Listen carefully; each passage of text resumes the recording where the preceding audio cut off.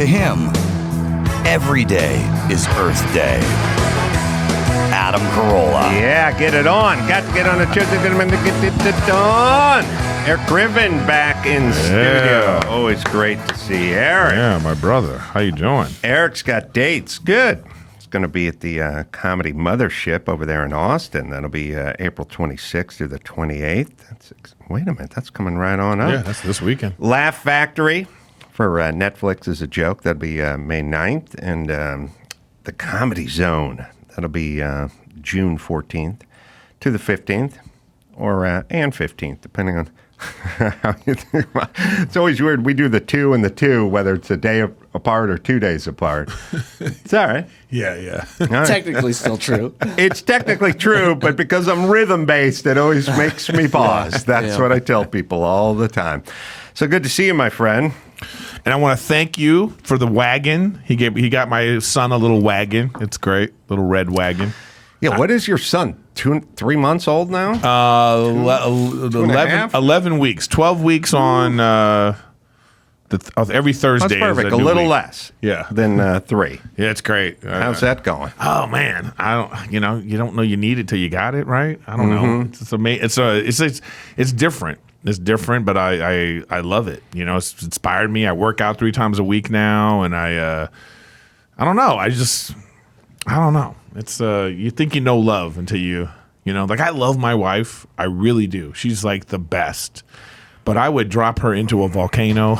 Yeah. Well, look, the problem like is the Temple of Doom. You know what I mean? I think Kalima. You know, you cannot. Here's the thing: the love that you have for your baby is almost equivalent. Not equivalent, but it's sort of in the same realm as the love you have for your dog, in the sense that they don't talk. So you can love the shit out of a Corvette, a dog, or a baby because none of them talk. Yeah. The second whoever you're dealing with starts talking, then you have to hedge it a little bit because they're going to start saying shit you don't want to hear. They're going to disagree. It could be a friend. It could be a guy behind the counter at Home Depot. It's unfair to compare creatures that can't talk or entities that can't talk versus ones that can talk. So at 2 or 3, you were done with your kids. That's what you're saying? I'm saying... So like 2.5, you were like, I'm done with this little... And like, get them out. Is that what happened? I'm saying, what if your dog... What if you walked into the bathroom in the morning and your dog's like, well, someone's put on some weight? Like, then you would not love your dog as much. You would still love your dog, but it wouldn't be that straight across the board, unconditional. I understand. Everybody goes, well, I love my wife, but we have our, she disagrees with shit you say and do and argues about stuff and has different takes on whatever. And she voted this way and you voted that way. And now there's stuff. But if you can't talk, then there's love. Unconditional love. Who hurt you? Well, this is why people love their kid with severe autism all the way through life. Because he's just there. You know what I mean? Just love. Look at him. Look at his eyes. Oh, he appreciates. Oh, look at him smile every time I come into the room. Never talking shit. They don't, Dr. Drew has 3 kids. They went off to college, and when they got home, they were talking shit over the college he paid for. You know what I mean? So there's a little less love. Okay, well, in 19 years, if I'm still There'll alive... be less love. Well, now you're at 100%. Can I enjoy this right now, though? No. Can I enjoy this? Look, just because you're a veteran, you're looking at taking all my joy away. Let me enjoy my little boy. This, but be prepared for when they start talking, and then things will change. But again, if the Corvette could talk... You would change your relationship. This would be a great remake of Knight Rider, starring Adam Carolla as Kit the car. Kit, yeah. But his car would be someone that would be like, oof, those political release, just be like, what are you listening to? Oh my God, Paul Abdul, what the fuck? Are you kidding me? This straight up sucks, bro. You know what's crazy about what we're talking about is funny that like they have this thing for the phone now that you could connect it to a machine and it turns your phone into an AI robot. Oh no! I mean, I think that that's the future of like, what if I think our phones are going to be like that. I think that like, you know, there's going to be a thing like that movie Him or Her, whatever it was, and then where your phone, because who knows more about you than your phone? Phone knows too much. Your phone knows everything about you, like what you like, what you want, the things you're not supposed to be looking at, the people you're not supposed to be calling. Imagine if you had a little robot and it was your phone who was just like, oh hey, or you know, what's going on? Are we going to that site again? I didn't even trust memory foam. So forget about the phone.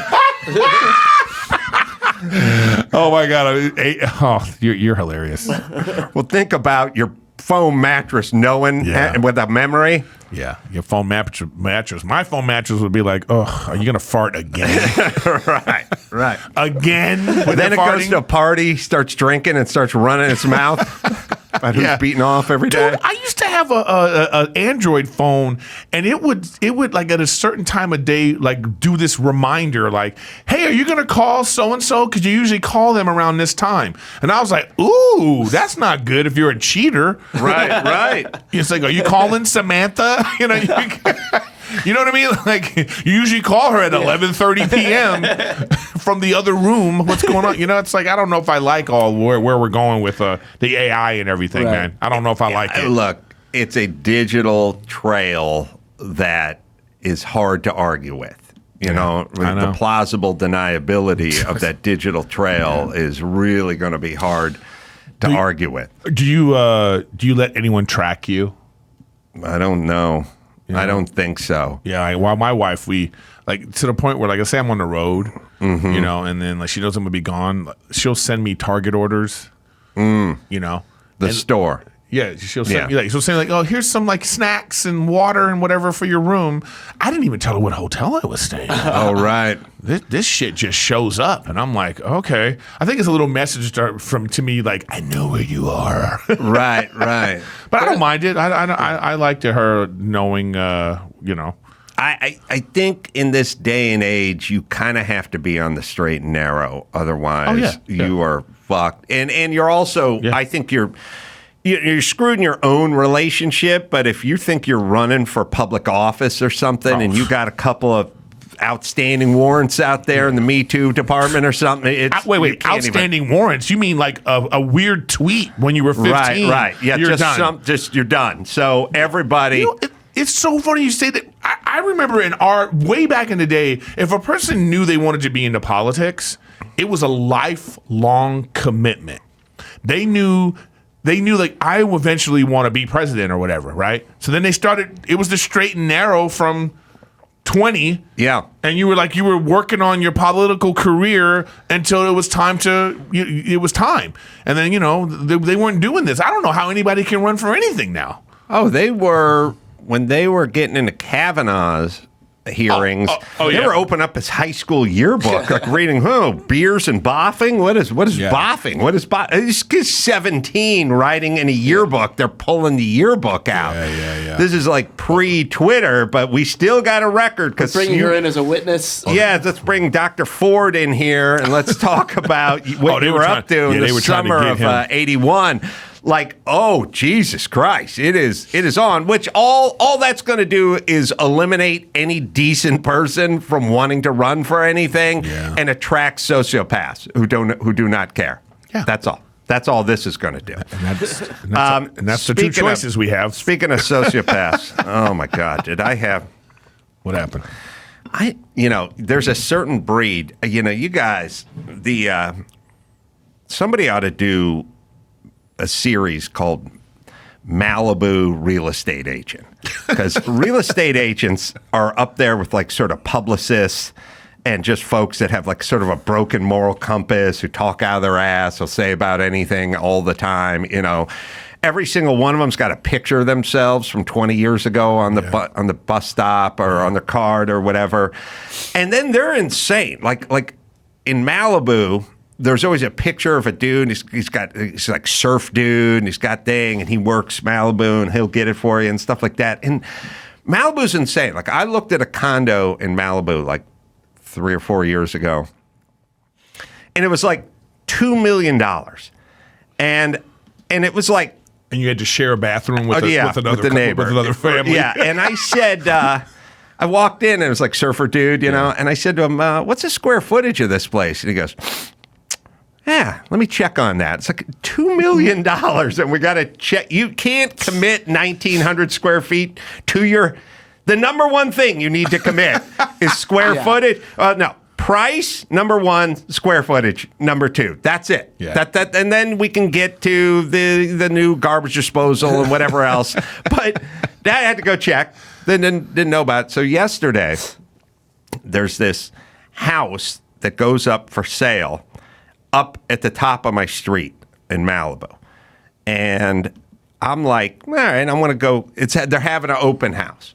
So I go, all right, I'll go over there and see what $6 million looks like at the top of this hill, right? Literally. So I go up there, and as I get to the house, I'm like, oh, I looked at this house. This house was for sale in, it was like 2020, maybe mid-2020. Because I have a very distinct memory of during COVID, like right in the middle of COVID, my daughter was like, wouldn't it be great if we had a beach place and blah, blah, blah. And just like my dad did before me. Hey, you did well, and you raised some spoiled kids. Oh, my dad. Dad, can we eat at Sizzler in 6 months? Are you nuts? Are you fucking nuts? No. Why? No. Yeah. So she's like, during the COVID sort of, the height of the lockdown, she said, like, let's go look at places to rent or buy or something in Malibu. So I remember going up this hill, and there was tons of houses for sale. I don't know why. I know it's a COVID thing or whatever, but I went to the neighbor's house. Then I went to this house. So then I walked in, and there's Malibu realtor guy. Thin, tan, good looking, and I go, yeah, I saw this house when it was for sale, I don't know, 2020. He goes, no, we sold it before COVID. I said, oh, well, that's so strange, because I looked at this house, and I didn't go out before COVID. I went out in the middle of COVID. I went out like a 2-month window, 2020, like, July to September or something. I was looking around. But I never went and looked at a house before that. And he's like, no, we sold it before COVID, like 2019. And then he checks with his hot blonde co-realtor chick. Yeah. And she, of course, jumps in and goes, yeah, pre-COVID. Oh, well, I can't wrap my mind around this, because I've been in this house, and I walked this house, and I remember the house. We also know you're not going to let it go. No. Because it was the middle of COVID where I went out. It's the middle of COVID that I go out looking for houses. They keep saying we sold this thing pre-COVID, and I'm like, but I've been in this house, and I looked at it, and I looked at the neighbor's house, and I looked at that one up the hill. I know exactly every house on this hill that I was in about a 3-week period right in the middle of COVID, it's all for sale. It's impossible for you to have these memories if it was before It's COVID. impossible for me. So I asked him for about the 5th time. He does the pre-COVID again, checks with his partner. Yep, pre-COVID. And then at some point, phone comes out. August 2020, right? Smack later, mid, right? And then he does the, oh yeah, guess we did.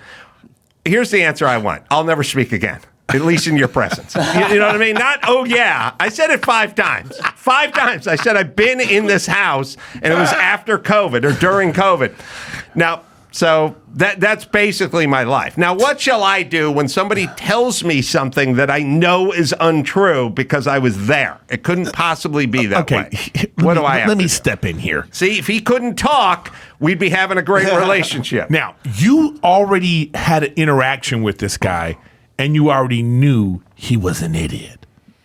So no, I didn't know. You knew. You had an idea. I had an inkling. The other guy was from 3 years ago, but yeah. I'm just saying. So you run into this guy again, or someone similar, and you're surprised. Chris has been around me millions of times. I remember being in this house mid-COVID. Right. I have 2 professional Malibu real estate agents who sold this house the last time it was sold, both looking at me going, sold it pre-COVID, and we sold this house. Yeah. Now, what am I to do? Claim I know more about this house than the person who sold it last for $3.7 million? What am I to do at this point? I have experts telling me stuff. You're an expert because you sold this house the last time it was sold. You know what? And you were telling me, along with your partner, that I'm wrong. So what am I to do? Well, this is just like when I was younger, you would go to Radio Shack. Mm-hmm. And these people, you would be like, hey, this thing isn't working. And that person would be like, oh, aisle 7. And they would know everything. They know every transistor. They know every name of everything. Cut to 2000s. It's just like Malibu Barbie and Ken that you're selling. They can be at Radio Shack and they would be like, I have no idea. Oh my God. I have no idea what you're talking about. I just work here. That's what that is, man. Go in and look at an $86,000 car and say to the guy, you got the 3-liter V6 versus the 4.2 V8. What's the difference in horsepower? Oh, they're peppy. They're peppy. It's like $82,000. You couldn't commit the horsepower to memory? No, you cannot. All right. You've never sounded older. I'm angry. All right, now what to do in this situation? Well, I think that we're all feeling like maybe you just let this go. You know, it's like because there's no. To be fair, he found it on his phone. Oh, and then I think he looked for it on his phone because he was gonna put it in my face, but he looked for it on his phone and went. You know why? August, dude. By the way, August 2020 is a full year after he was thinking he sold this house. I know, but he had to look it up because you wouldn't let it go. I wouldn't let it go. Yeah, you didn't let it go, so the guy was like, this guy's not going to let this go. And he fucking look this up and see what it... Exactly you know what I mean? That's what happened. He was like, this fucker is not going to let this go. And then he looks and he goes, and then you really put him on the spot because when he saw he was wrong, he was like, oh, God. yeah. Yeah. And then he tried to play it off like, oh, Well, there you go. well, look at that, huh? But here's what did you do when the guy saw he was wrong? Yes. What was your reaction at that point? I did a victory lap around the house. He was running Shirt around. off. What a feeling! Yeah. The feeling. Yeah, it was like fame. My dad pulled up a cab, put a big speaker on the roof, he started blaring my tunes. You got in a chair and That's threw right. the water on you. That's right. I think we got 2 movies going on now. That's right. You're right. I'm doing it. It's Fame, and the other one is Dance. Oh shit. what is it called? Flashdance. Flashdance. Yeah, but that's all right. Same thing. 80s dance movies. Yeah, it was a montage. Yeah, it's just okay. That's I can't help it. I know get what I it. know. I don't feel like it. Listen, I get yelled at all the time. Like, leave it alone. Yeah. And I'm like, why is this on me? I happen to remember what happened correctly, and I'm bringing it up. Why is this my burden now to just walk away? Like, why am I walking away? We didn't tell you to walk away, but the thing is like, Society is what does telling me that to walk information do for, like, how does that information help you in that situation looking at this house? I'll tell you how it helps. Yeah. Because let's just say, and I want to say this to everybody, because I was thinking about this, like when Joe Biden starts telling stories, and he's like, my Uncle Sus was a airplane pilot and was eaten by cannibals and stuff like, or this realtor guy. They tell stories like it's 1871 and we're by a campfire. They don't tell stories like I have a supercomputer in my pocket and I can check this in 40 seconds. You know what I mean? Yeah. You're telling these stories like we're around a campfire and it's the Bronze Age or something. Like, no, everything can be verified and checked immediately. So slow your roll. You're allowed to say, I don't remember. You know, Let's check it out. Now, here's my downside. Okay. Here's my downside. If I could not verify this, I would then go home and I'd sit on my sofa with a 1,000-yard stare And I would think to myself, how is it I was in this house in the middle of COVID, but yet the person that sold the house said he sold it well before COVID and he sold it. And I would start thinking I was going insane. This would consume you. Yes, it would make me think I was going insane. Okay, you know what? We get it. Okay, all right. You have a thing. All right, well, let's move on. Let's move on from my thing. I want to know because now I just want to say that this is the thing, though. These people that are doing this now, like, we both come from an era where people had to know what the hell they're talking about. I'm saying there's too much of this going on now. Chris has said 1,000 times, I've been around Chris, when I ask for a third time, that's your window to stop and go, you know what, let me check. Not keep going. Don't keep going. Are you yelling at me? I'm yelling at everyone. No, you've been with me when I've said to people a third time, are you sure? Are you sure? Just go, I don't know. Let me check. Right. Don't stop staying. What the problem is people dig in. Why are they digging in? By the way, why'd the other realtor think she sold it before COVID? Did she not remember either, or she just dug in? Was she influenced by She's him? defending her partner and digging in with him. Don't do it. Just go, let me check. I don't know. I don't know. Well, here's the thing that they realized immediately, that their attraction level was not going to affect this man. Well, also, I'll tell you what they know. You know what I mean? Because that's what they're there for. They're there for. They're I there don't to have be a like, boner. hey, they're there for people to rich guys come in there and they impulse buy. No, what they know is I passed at 3.6. So now that's 6 million. It's a hard pass. So they know. So they know, one, you're not going to buy this house. No, I'm eating cookies and kicking tires. So why? And I'm with you on this. If they know you're not a real customer, why engage with? Why even fight with you like that? Well, it wasn't like, you're not even a real customer. Them. Not a fight, but I'm just saying, like, why die on that hill? I don't think they were trying to die. I mean, it sounds like they were just trying to let it go, but Adam... They remembered it differently. Yeah. No, I'm saying to let it go, they should have been like, oh yeah. I think it was that. That's letting it go. No, I agree. No, it's like when a homeless guy comes up to you and starts ranting about the Jews, and you go, yeah, I know. And then you keep walking. Leave. You don't go like, I'm going to coach this guy up. He's insane. He's got a low in his pants. Man, I was someplace, speaking of a homeless guy, and I had a sandwich. I was in, where was I? Oh, my God. It was like, I was in D.C. I can picture you almost anywhere with a sandwich. Yeah, I had a sandwich. How dare you? In the shower. An AIDS hospice. Nowhere's off limits. So I had a sandwich, and I had half a sandwich. I'm walking back to my hotel. And this guy says, hey, man, can I, he was like, man, I'm looking to get something to eat. And I was like, you know what? I have a sandwich. The guy goes, yeah, I don't eat bread. Wow. I looked at him, I was like, what? Wild. Well, he wanted money. Don't tell me you're looking to get something to eat. Okay? No, I became you right there. I wanted to be like, okay, so you want something to eat, and you think you deserve a menu? Right. Right. Well, speaking of a menu, I got another conundrum for you. Here, talk to me. All right. Went and saw a movie over the weekend. One of those luxury movie theaters with the full menu and the full bar and the recliner seat and the whole 9 yards, right? Sitting in the recliner seat, just as the movie starts, right at the beginning. Chris can look this one. It's the gentleman or the ungentlemanly warfare of the World War II of the thing, whatever that Civil guy War? Ritchie. Oh, no. I Come on. knew it was Come something on. pretentious. Yeah, Civil War. Yeah, the gentleman of the World War II. Guy Ritchie, gentleman, the League of Gentlemen, and there's some The Ministry of Ungentlemanly Warfare. Yeah, which by the way, how was it? It's great. It's a fun movie, except for it's weird because couple things.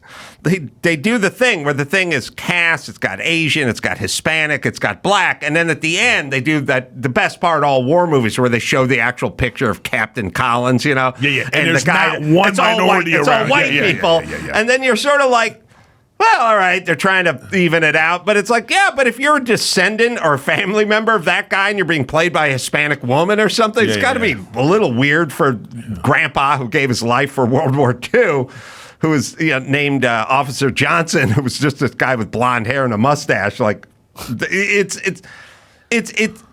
nice. they're. This is funny. I think. I'm curious because there's nowhere Byron knows anything about World War II, so he thinks he's showing. He thinks he's showing the two guys that are.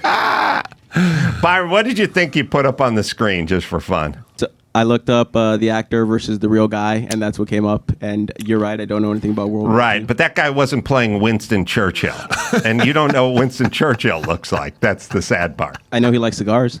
Yeah, except for you put up Winston Churchill in the commando leader, not Winston Churchill in the actual guy. The actual guy is not played. Winston Churchill's. There's a character called Winston Churchill in the movie who looks like Winston Churchill, but he's not that guy. Yeah. All right. Anyway, Byron, you can. That was a sad testimonial on whatever the education system is in this country. But also, why did the computer make you think that? You hired him. I dropped out of multiple community colleges. Okay, so now did you drop out of the college, or did the college just pick up and move? Once they saw you. Now, was this a culinary college? He showed up on a Friday. They were gone Monday. 2 art schools. I kind of feel like I know where this story is going to go. Does some fork clinking start happening? No, you don't. No, what happens is it's one of these movies that's like front loaded at the beginning with all the type, 1941, an elite group of people dispatched by Winston. The Nazis had just invaded France. The Star Wars thing, right? Yeah. The second that preamble starts up, the dude next to me decides it's time to order with the waiter 11 things off this thing, so they're doing this thing where they're doing the scroll and the thing and the whole thing, They're and he's like, I'll take the nachos with no peppers, and I'll take the wings In with the thing, and I have what? Do you have 2 kinds of white wine, or is it 1 kind of white? And they're just talking the whole time. Like, okay, first things first. If you get there and you haven't ordered and the movie started, fuck off. Yeah. Or wait, or get up and go walk it out and go find the fucking guy and tell him what seat you're at and go talk it out in the hall. I can't believe it's verbal. Like, you should just be able to just well, he's holding the menu up. Well, yeah, he summoned him. Yeah, you press a button. You press a button to get the flight I mean, like, attendant to order. Like, there should be like an iPad or something. You just he's got this. He's got a shiny white menu. Right. It's white and it's laminated. Right. So he orders everything, which fucks up my whole preamble of what year and who dispatch and who these guys are and everything. It's all right next to me the whole time. They're having this conversation. And by the way, the waiter's 6'4" and he's bent over the guy's seat, and I'm looking at his ass. And then the waiter leaves. And then the guy gets his phone out, turns the flashlight on, and continues to peruse the white laminated menu, which is just reflecting the light right back in my face because I'm sitting 8 inches away from it. Yeah, it's a bounce. And he's holding it the whole time. This right? sounds like a Curb episode. Now, it is, because he'd already placed a substantial order. He's alone. He does his order. The guy leaves. What more reading does he need to do? He's checking trying on dessert. He's memorizing this fucking thing. Now we're getting into like minute 5 of him standing with the flashlight, just staring at it. And then at some point, it becomes abundantly clear that he's looking up at the screen. He's watching the movie with the white reflecting menu and the flashlight on the phone on the menu, just sitting there. They're creating like a glowing orb to my right. And he's just looking at the screen. And then at some point, he puts the menu down, but he doesn't shut the flashlight. He doesn't realize He forgot? The flashlight's just on, and he's just watching the movie. There's this flashlight on. This should be called WWACD. Oh, sorry. Yeah. We just want to let that breathe for a little bit. Let that sink in. What would Adam Carolla do? So I hate bumping people on the shoulder and going, and I like to give people the benefit of the doubt and that he's got a plan. He's doing something with this. But no, he's just forgotten that the flashlight was on, and he's done memorizing the menu, which took a long time. Then at a certain point, I just say to him, "Can you shut your light off, your phone off? And he goes, oh, yeah, sorry. Shuts it off, waits about another 10 minutes, hits the blue light to summon the waiter again because we're doing round number 2 of ordering. My question. Is this guy's by himself? By the way, is he a large man? He's not a large man. He is by himself. I am sitting up watching the first 10 minutes of the movie before I realize, I got to get in full recline.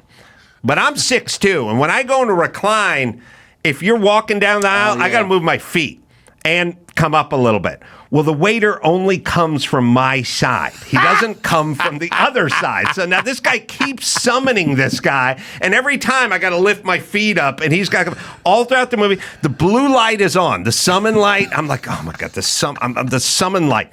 Here he's getting again. Gets a glass of wine. Now he's coming in for a second round of ordering. And it's like, what the? All right. So you didn't get to enjoy the movie is what you're saying. It's a good movie that I did not enjoy because of a constant distraction of this guy. Now, listen, I don't know. You got to make some sort of rules at these theaters. If you're going to have a full menu, you got to get your order in before the movie starts. There has to be a cutoff. Or you can walk your ass out to the concession stand and order up. But this is not on me. Not on my time. When you go watch like a Broadway play, they won't let you in after a certain point or unless there's a break, right? Like they're trying not to interrupt the rest of the audience. But the issue here is you have this man here fuming in the seat. Like, I mean, I already see what was happening. Like the third time the waiter came and you had to go like this. Shit. With the feet. Yeah. Yes. I totally get it. But you know what the thing is? There's 2 things here. You can't, like, if nachos are on the menu, you go to a different theater. It's just, you can't go to the dine-in theater because the other side of this is this. If there's a button that I could call the waiter, then that's free game. There's plenty of other theaters to go to that they don't do that. But the one they do that in, this is going to be, because I can't stand the fork clinking and stuff. Yeah. I can't stand it. People are having a full-on, because I've been to one where you can get a $75 steak. Yeah, at the movie theater. So you're having a full-on, it's in La Jolla. It was I forgot the name of the theater, but it was like a really nice, like I was like, wow. You can't do that. So I'm in this movie theater like, can I get some steak sauce? Like if I need some steak sauce, I'm going to ask for steak sauce. I just spent $75 on my food, right? On just a steak. So I just feel like maybe these 2 worlds shouldn't be combined. I do love there's a laziness to this. It's like, let's just remove that process. They haven't figured it out yet. They haven't. It's too new. They haven't figured it out. They haven't worked out the kinks. I do love the idea of Adam just coming back from that Malibu house looking to decompress. It's like, with this I'm guy. gonna go watch a movie. Let me tell you something. It's like there's a company out to get him. When you take a white menu and you laminate it and you put an iPhone 6 inches from it, it's like literally signaling. Like in the movie, they're signaling from the boat. That's what this guy was doing with me. And the other thing is he gets the hot wings. And I do this thing where I'm like, look, we're going to see the movie, then we're going out to dinner. Yeah. So we're not going to be ordering in the movie theater. Someone eating a plate of hot wings 14 inches from me for 2 hours. You're just sitting there going, yeah. Oh, fuck. I want one of those hot wings. He should have kicked me over a couple of wings. You know what I mean? Just like a little something for the effort. You know what I mean? I realized I was disruptive. Like you would have taken this guy's wings. I would have taken drumettes. I would take drumettes. If the guy would have been like, hey, you want a couple of wings? Yeah, I would have done it. You would have done it? The vig. You know what I mean? For what I was put through emotionally. Yeah. How old was this? You know what, guys? And you know what we have here today? Bob's here from the movie. Come on in, Bob. It's like the guy. Oh, I forgot another key component. Oh my God! The guy was 55 to 65, single, male, slight build. He was constantly texting on his phone, so the light of his phone would it was like jingling keys next to me the whole time, like with his phone. Like, this guy's a monster. There was no thought for you to move to a different seat. It was filled up. Oh God! There's nowhere to go. It was my burden. Yeah, to bear. I've been there. I remember watching Schindler's List, and I'm in this theater, and there was an older couple sitting like in front of me, but like to the right, and they're yapping during the movie. Like we're watching like there's horrible things going on the screen. And everybody's sort of focused and people are crying and people are like, And so I just said, excuse me, can you guys please be quiet? That's what you got to do sometimes. Yeah. Wow. Yeah. I mean, it was just like. And I should have done it. You should have done it. Should have done it. What are you doing? You should have said to the guy, you know what? And there's a way to go like, hey, man. Well, he did it. Okay, he was incremental. The first thing he did was issue. order. Like he sat down right as the movie started and then started ordering. So I can't interrupt. Right. Like I don't know what he's doing. Orders. Then comes out the flashlight and the menu, and I don't know what to say at that point because he's looking at the menu. But at some point, So he was late to the movie. He was late to get his order. Well, technically, his ass hit right as the movie that's started. late. That's late to the movie. Because if you're going to a dine-in theater, you got to get there early, establish your. Because by the way, I want people to already be finished eating. That's what that 20 minutes of credits are for. Yeah. The pre-roll. Then now we're enjoying the movie. Yeah. I don't even like when somebody sitting next to me is eating like loud ass popcorn. Yeah. Or nachos. Like nachos in a movie is outrageous. I agree. It is outrageous. Yeah. I don't know. Maybe I don't like eating in the dark either. It's weird. All right. The point is no serving once the movie starts. Well, so Danny McBride did an interview at GQ about this too, and he said that he hates those movie theaters that serve all the food and the booze, just because. But he says because the booze will put you to sleep. He's like, why would you drink that much? You're just gonna make you want to fall asleep, or you just want to get loose. Especially when you can recline the way you can recline. Right. So it's like he doesn't want people to just watch movies and just start. Well, the thing is because movie theaters have no other way to make money. Right. Yeah, it's a way to make money for sure. And then, listen, if you want a glass of wine, I don't think everyone is in there getting loaded or wasted. But if it's, Saturday night, you want some wine, fine. But we need to establish boundaries and perimeters. I agree. Okay. There needs to be some rules. Next thing to talk to you about, Eric. All right. I'm here for it.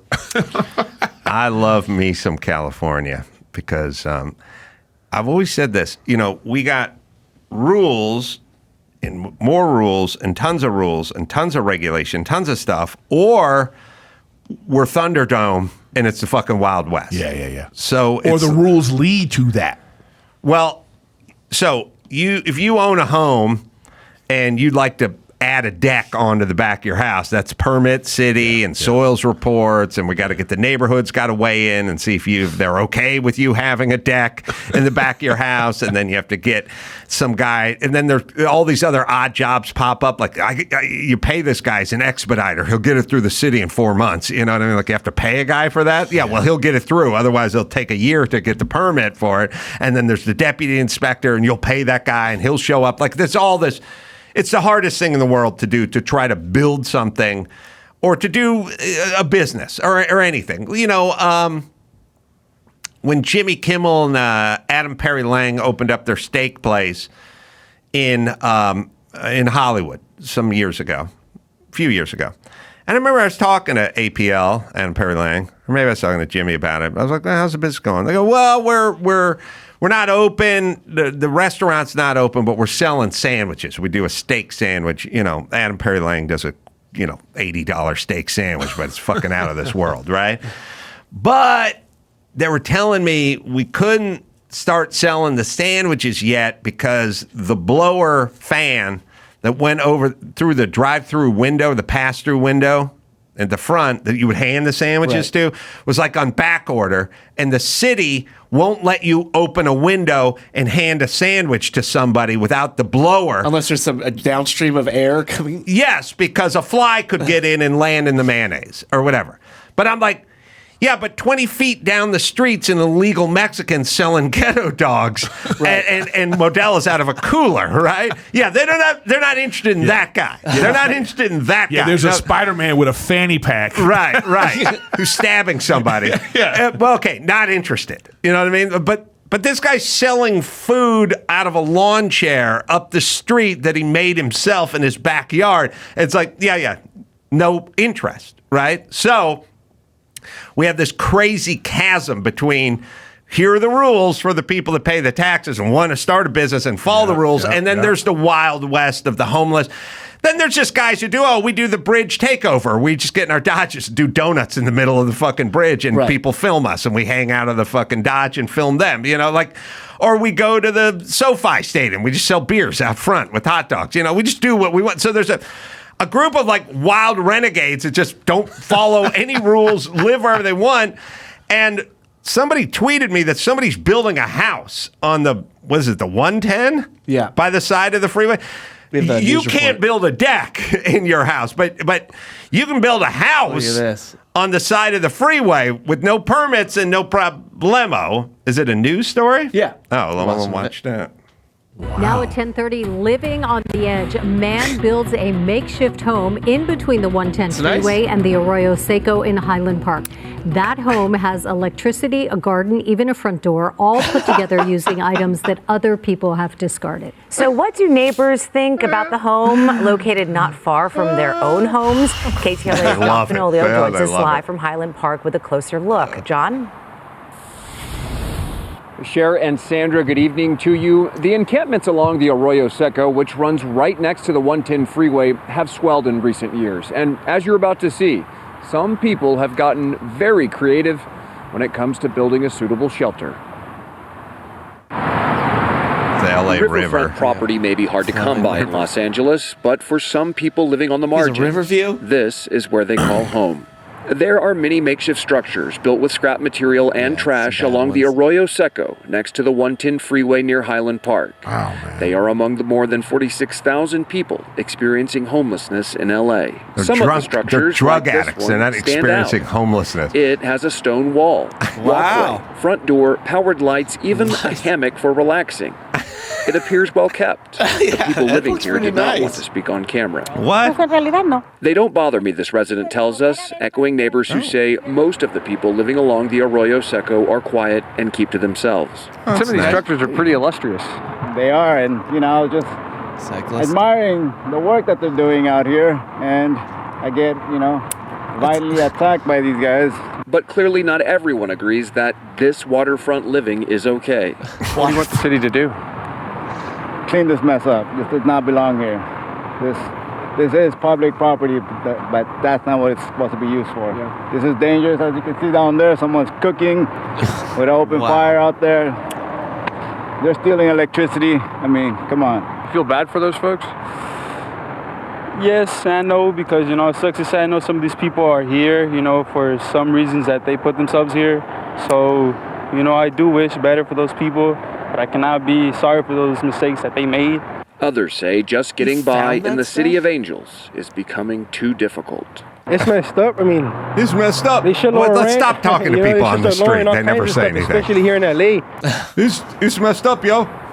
Yeah. Okay. We had we had to fucking talk to the local gentry to find out it was messed up. Yeah. Well, I didn't know it was messed up, but now I know. Now you know it's messed up. All right. I tried to build like a storage floor, whatever, mezzanine storagey thing in my place in Glendale, and the inspector just fucking walked in off the street and shut it down, down, get off there. What are you doing? Whose is this? Get down, no more. You stop, go pull permits, go get an engineer. I was just about to say, can you just do it and just ask for an No, just you say can sorry if you later? don't pay taxes. Yes, you can build by the side of the freeway. This is what I'm talking about. Does somebody rat you out, do you think? Does somebody call as I think there's some illegal building going on over here? How'd they know? Well, because what they'll do is they'll cruise around, right? And they'll cruise around and they'll look for a dumpster parked out front of a property or a lumber drop or something. I told you once, I went to the Home Depot in Hollywood, and 15 years ago, I was pushing a big cart of 2x4s. There's a difference. You go to Home Depot and you buy a barbecue and a lawn hose, they'll leave you alone. But I'm pushing a cart with 25 2x4s and 10 sheets of drywall. And this dude, hombre, Mexican mustache, cowboy hat, boots, he stops me and he's like, where are you going with that stuff? I'm going to bring it back to my house to build. You got a permit? I go, who are you? He goes, I'm from the city. They're cutting it off there. Meaning, you can't just build something in your own place. Fuck no, you cannot just build something in your own place. Yeah, your land, your property. Not even close. Not even close. And so this guy looks at me and he goes, "You got a permit for what you're building?" Because it's hard to lot, when you got 25 2x4s and 20 sheets of drywall, you can't go, "I'm building my daughter a crib." Right? You know what I mean? It's like you're putting on a fucking second story. I'm really bad at this. I'm building a dream catcher for my daughter. Like you're looking at sacks of concrete. Right. And so the guy goes, it was funny. The guy goes, "You got a permit?" I go, "Yeah, I do have a permit." Because I did have a permit. I was building a house in the Hollywood Hills. Working on a house. But I had a permit. The reason I had a permit is because I started doing what I started doing, and the inspector showed up and shut me down. Right. Went and got a permit. So he goes... Do you think he was trying to shake you down? No, I don't know. So it was funny because he goes to me, he goes, "Yeah, you got a permit?" I go, "Yeah, I got a permit." He goes, What's the serial number on it? Because when you get it issued, it comes, with a number. I go... That's an 8-digit number. No one memorizes that. He goes, "Okay." And I left because he fucking knew. He wanted to see what my face did when he asked what the permit number was. Oh, God, this guy's like the TSA, But memorizing your permit number would be an insane thing to do, So what would be insane is if you actually memorized it. That would be insane. Right. I should have just made one up. Yeah. But yeah, so they don't want you to do anything. But here's my whole point. If you'd like to sell beers out front of SoFi and shots of tequila, you can do that without any harassment. And if you'd like to build a house at Arroyo Seco, then you can do that without harassment. And then picture this. You want to talk about regulation? You want to talk about regulation? So I'm building some upper deck shelving in my garage. The storage. Right. They sell these like baskets and shit that you can hang from the ceiling. Yeah. I can do it cheaper and easier just the way I'm going to do it. But I'm going to take, I sent you a picture, Chris. I think we got it somewhere. I'm going to take 2x4s and I'm going to screw them to a concrete wall, right? Right. Now, if you take wood and you put it against masonry, you want treated lumber is what they call it, or you want redwood. You don't want regular wood like Doug fir or something like that because it'll rot or it'll get termites or whatever. You are speaking Japanese right now. Yes. Domo arigato. Okay. There are people listening right now that are like, what? Let me explain.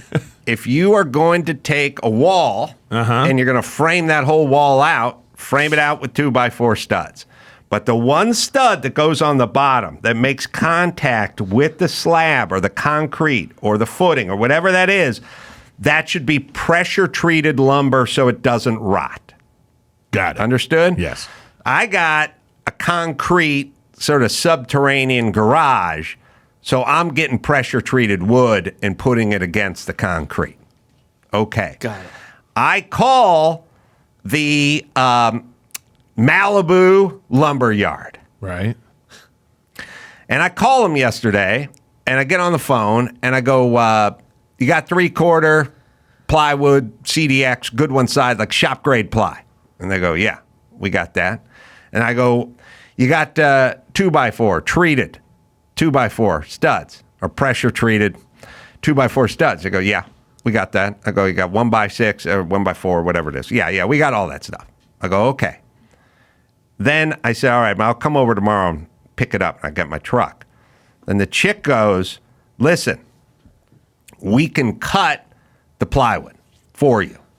See, what she's doing is plywood is 4 foot by 8 foot, and half these Malibu assholes are driving around in G-Wagons and shit. They don't know what the fuck they're doing. And so there's probably a lot of guys coming in there going, "I just need," with lots of bracelets. Yeah. I did a piece. Yeah, I just need I'm building my thing. That's like 3 foot by like 4 foot. I don't have a circular saw. I don't have a table saw. I don't drive a truck. You know what I mean? Right. So I'll buy a sheet of plywood. Could you guys just rip it down to 32 and then cut it? So it's Malibu. You know what I mean? They're not doing that in Sylmar or whatever. But there's probably a lot of chicks and dudes with bracelets who want shit cut down because they're just doing a thing, you know? So she tries to head me off at the pass, and she goes, we can cut the plywood, we can cut the 1x4, but we cannot cut the treated because of OSHA. And I was like, yeah, perfect. Because the treated stuff has some kind of chemical in it, right? To make it moisture proof, make vermin, to make it. Right. It has a chemical that says, basically says termites ain't going to eat this. We've we've turned it into pressure treated green lumber, and it has, orange dye number 7 or benzene number 5 or some trace particle in it. And of course, because we're so insanely regulated, they will not let the guy who works at the Anawalt Lumber in Malibu cut that thing with a miter saw. He will not let him do that. Now, everyone who buys it can go home and cut it.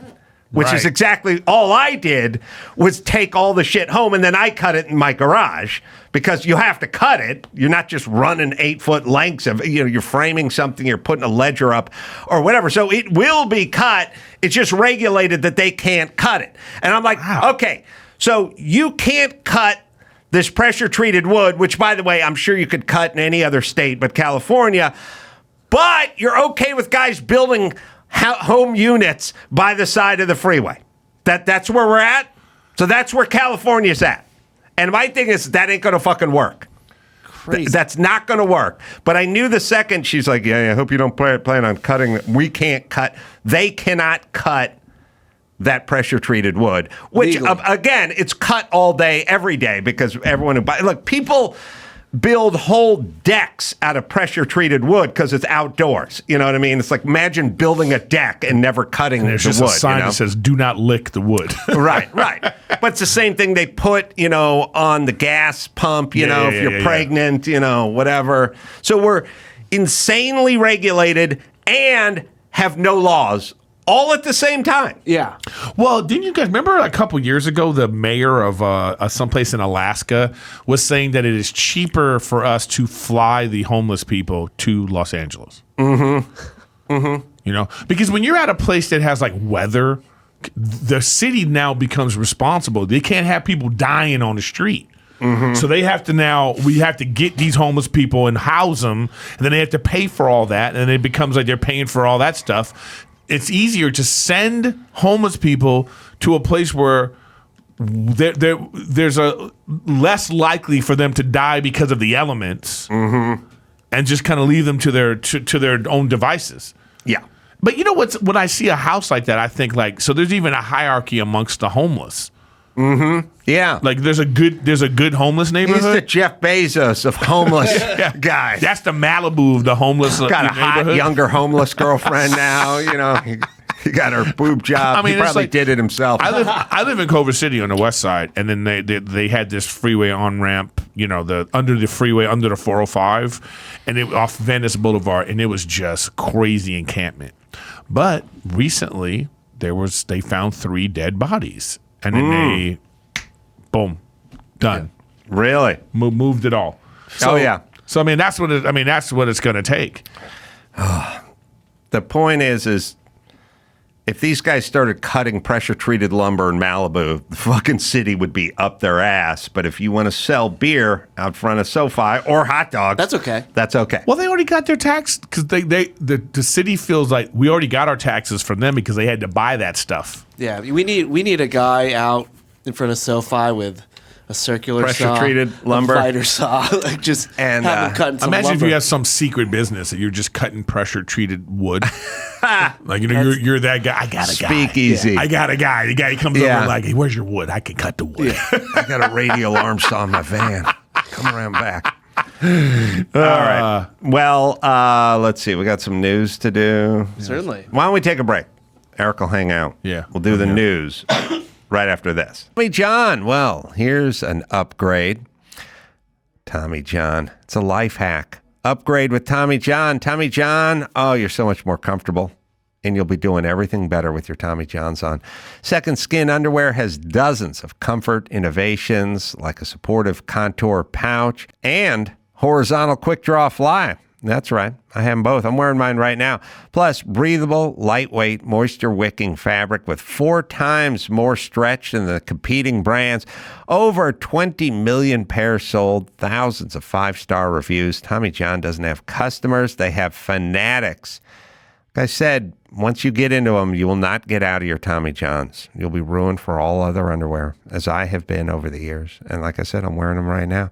Best pair you'll ever wear. It's free. Guarantee. That is Tommy John, right, Dawson? Get 20% off your first order right now at TommyJohn.com/Adam. Save 20% on Second Skin at TommyJohn.com/Adam. TommyJohn.com/Adam. See site for details. Simply Safe. Spring. Fresh air. Fresh starts. Well, take a fresh look at Simply Safe Home Security. I've used these guys for years. Everyone here uses these guys. Dawson used them back when he had an apartment. Then he moved into his own home and he took the system with him.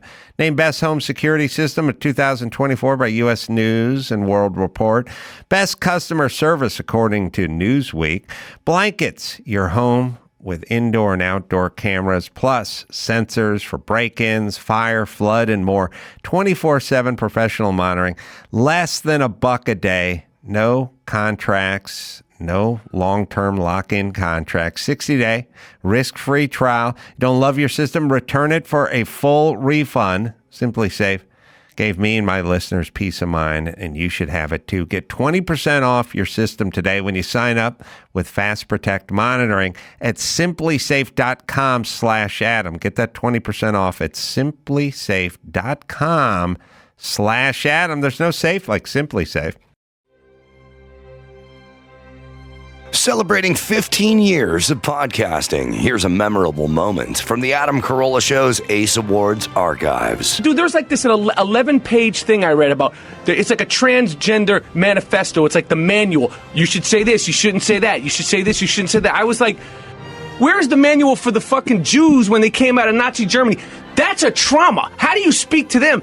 But you're transgender, like if you say the wrong thing, you're literally, you could be like ostracized from everything. It's bullshit. And if somebody was walking down the street and they had one leg and they suffered from terrible burns on their face and they were disfigured, you're going to be like, oh shit. Because it's unusual. And it's not saying that that's good or bad. You shouldn't be. But, like, how are you going to act like everything is so right? Like, everybody's so like, they fake like they're politically correct. Like, they have no off-color thoughts. And I'm fucking tired of it. No, you're right. It's sanctimonious and it's bullshit, and nobody gives a real shit about it. I love black people. I love Chinese people. I love Mexicans. I love ISIS. I love everybody, and I don't judge anybody. Get the fuck out of here. Now, for some new memorable moments, let's get back to the Adam Carolla Show. Let me ask you a question, Eric. That was intense. Does everybody know a guy in his group, I'm trying to think how to delicately word this, who's like weird cum guy? Now, hold on. Let me explain myself. I had a woman. Are you the weird cum guy in your group? No. Here's what I'm in your group. Yeah, it's you. Go find a mirror. Okay. I had a woman say to me the other day, she goes, you know, when you're like getting a lap dance, you know, because what we're talking about is like women are pissed off by lap dance, but they go get a massage every other week. They get totally naked, lay down and have some dude oil them up, put their hands on them. You know, why is a lap dance? You know, I get a lap dance is sexual, but your clothes are on. You're totally naked and you're naked in a room with oil. All right, whatever. It's all intent. I'm not going to judge. But then she goes, you know any guys who come during the lap dance? And I'm like, I did know a guy like who did this. I know you're talking. And I was always I'm always jealous. But then I realized in every clique or crew, there's one weird cum guy. So it's weird when he comes, not... Well, yeah. Because you made it sound like he had weird cum, like it's green. No. You know what I mean? I mean the guy who busts the nut at the strip club. Okay, yeah. The guy who only can he's got to bang between his mattress and his box spring, you know, he's got to do his beanbag chair, you know, like weird do it in a weird way guy. You know that guy? Yeah, well, that's Does the person. every crew have like one weird dude? Yeah, that's the guy that goes to the strip club in sweatpants with no underwear. Right. That's what it is. If you have on basketball shorts at the strip club, you know what you do. First of all, I just never been a strip club guy, but this is the thing people need to understand when you go to a strip club.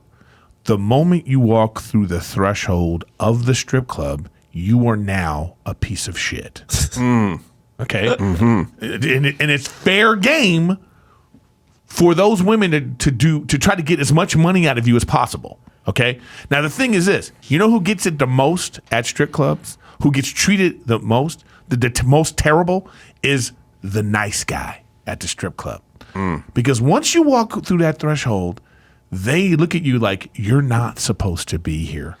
But the guy... And we're going to get all your fucking The guy's money. getting his money's worth, this weird cum guy in the sweatpants. Exactly. Joke's on everybody else. Yes. The guy that goes in and is like, nah, put this quarter in your butthole. You know what I mean? And he's like, we're going to do it like that or that's it. That guy, the asshole guy, is the guy that's going to do well at the strip club. Bust a nut and sweatpants guy is essentially going out and being with a prostitute, ostensibly. We're all looking at a peep show. He's actually being with a woman, if you think about it. Well, yeah, anytime you're doing like, any kind of like physical, it's to me, it's like, see, I always say like, that is very much prostitution. Okay? If it's not prostitution, it's prostitute-y. You know what I'm saying? It's prostitution adjacent. But there's a lot of things like this in society, man. Let's go back to your original thing. Why are two hot people selling houses? What's up with pressure-treated lumber? Yeah. But here it comes. No, what I'm saying is like when I go to a restaurant and I remember going to Vegas one time and I'm at the Gordon Ramsay burger place. The waitress had on a dress. You could see the outline of her pussy. Okay? What does ass and titties have to do with food and beverage? Oh, yeah. If I blindfolded you and I was the waiter and you ate the burger, you wouldn't be like, I feel like a fat guy brought me this. No, that is a form that's lingering around prostitution. They're dressed all sexy to what? To get more tips. You're saying hot chicks shouldn't be allowed to work. No, I'm not saying that. I'm saying like it is what it is.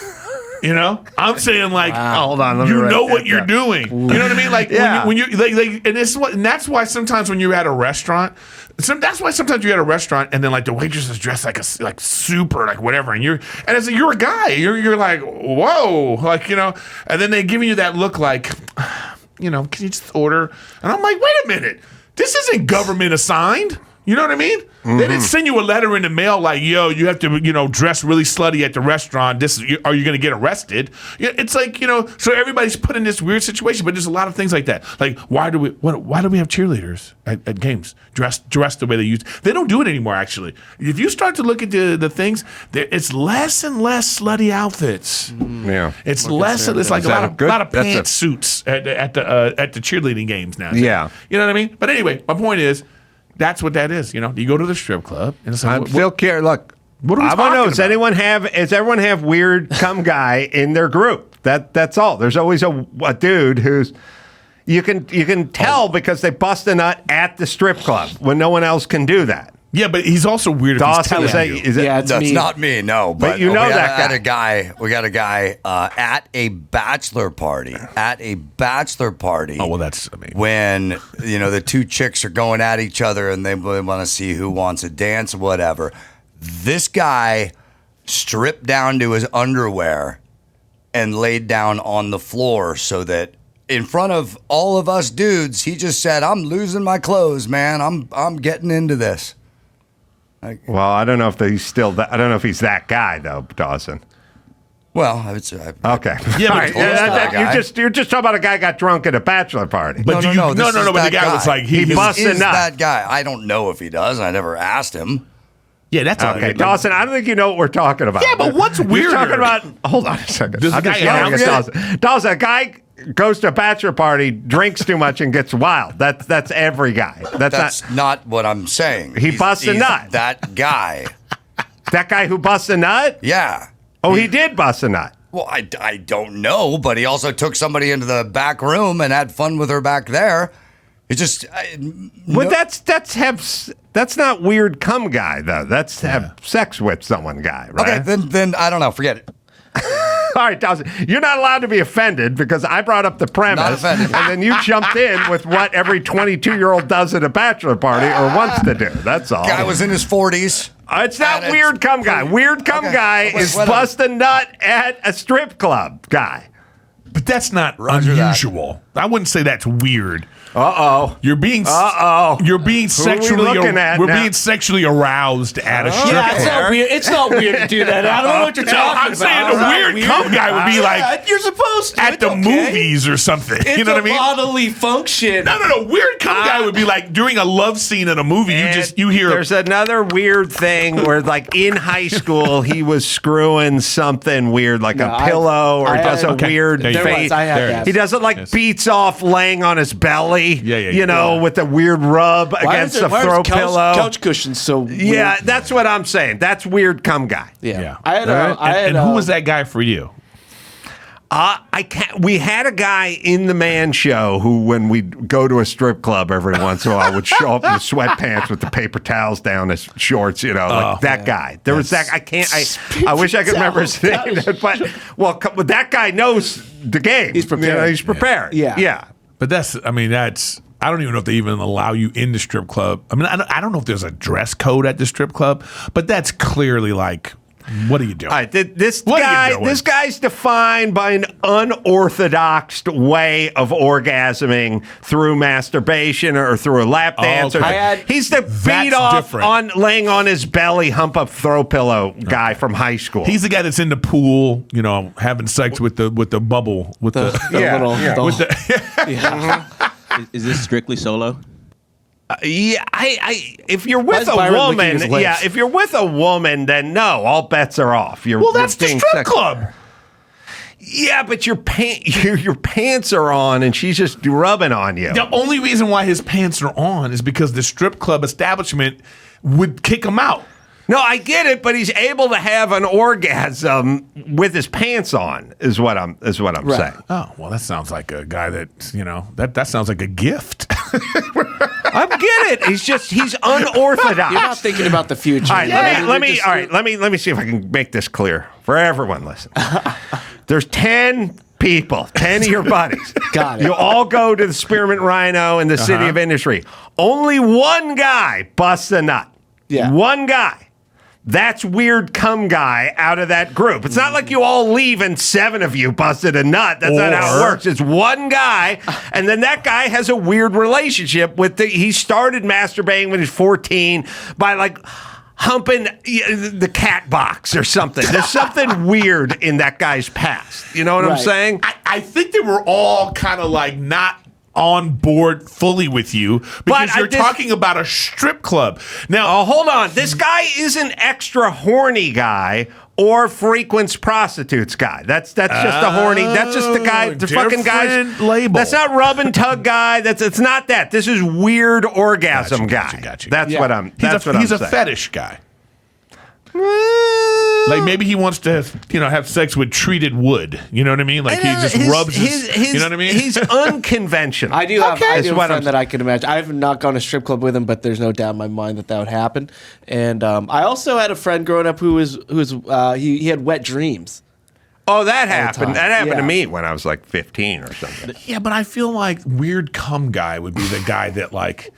He would like at the strip club need to put his dick in a beer can. You know what I'm saying? Like this would be beer, and he would be on the side, like you know what I'm saying? Like that's the guy. We're saying that that's like unconventional, or he needs the stripper. He would be like, no, you don't need to be on top of me. Can you just pull my earlobe or something, or you know what I mean? No, you're getting into fetish guy now. This sounds fetishy. There's a kid in my There's fetish adjacent, right? There's a kid in my grade school who got kicked out for I know you're talking to the side of your mic. Sorry. There's a kid in my grade school class. Like, this is your first rodeo?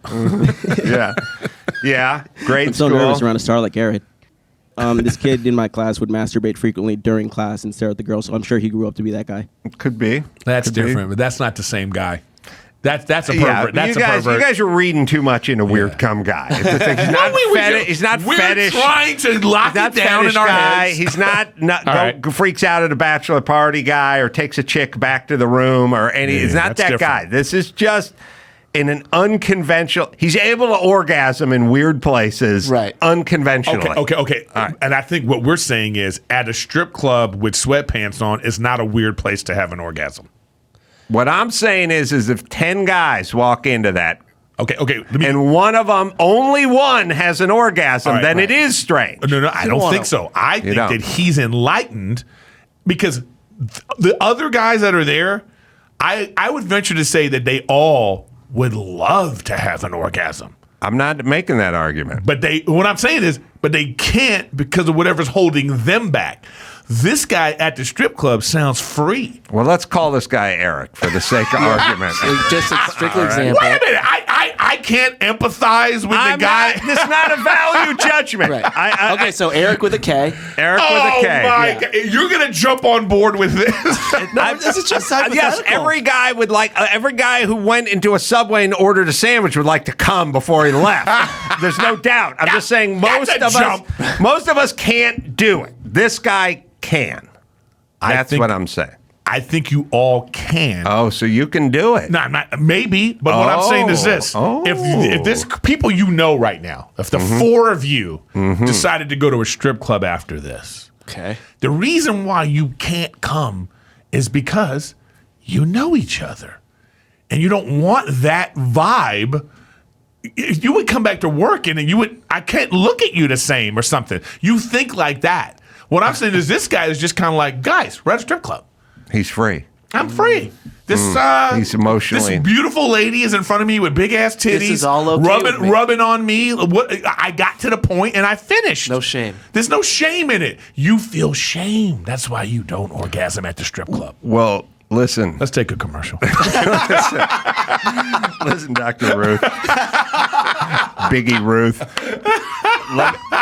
I'm not. It's not a value judgment, and I'm not saying who wants to do what or who can or for what reasons. That's between you and your God. I'm just saying one guy can do it, and that's weird cum guy. What I'm That's saying, all weird I'm saying. cum guys. Weird cum guy would be the guy that like he can go to church, and when you like during the time when you're on your knees in front of the pew, and he can rub himself on the pew, and he has an orgasm. Then you're like, okay, that's weird cum guy. What I'm saying is, the strip club element doesn't make it weird to me. What percentage of guys who frequent a strip club have an orgasm? What do you think the percentage is? This is a good poll. I want to say 37%, maybe, right? It could be higher. That we're knocking on 40%? Yeah, I think it's closing in on 40%. That's alarmingly high. I feel like that's high. That's a high nut rate right there. I feel like the health inspector That's a has to high get nut involved. rate. I love it. But that's what it is. All right. You think it's? I don't think it's that high. Is what I'm saying. Yeah, I think that.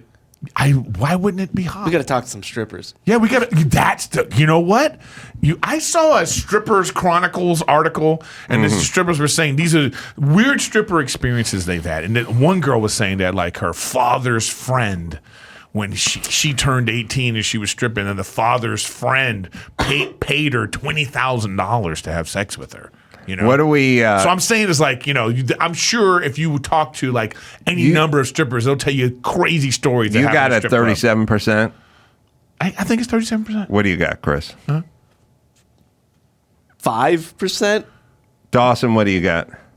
I say 10 maybe, but lower than 30. That's the 1 in 10 guys. Yeah. Yeah, this is like. Yeah, I got to believe it's a lower. I'm single digit and lower because I've been to a lot of strip clubs with a lot of dudes and just. There's the one guy. You're but totally there's not thinking of somebody too. I can't think of his name, but there's always weird sweatpant guy. Yeah, but how would you know? Like you're like unless you're in there looking around, I bet that guy's coming. You're not doing that. You're watching the strippers. All right, all right. Well, we'll agree to disagree. Now let's do some news. 37%. 37. All right. All right.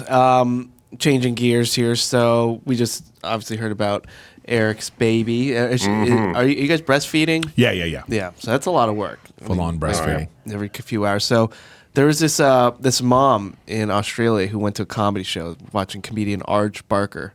I know Arj. Yeah.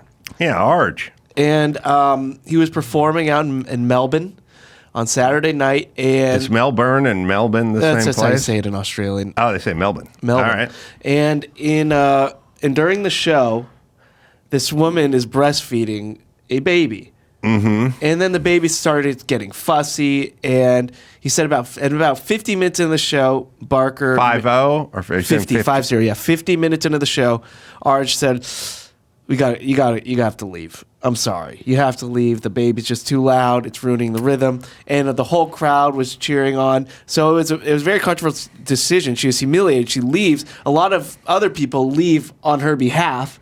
It becomes this huge thing. Yeah.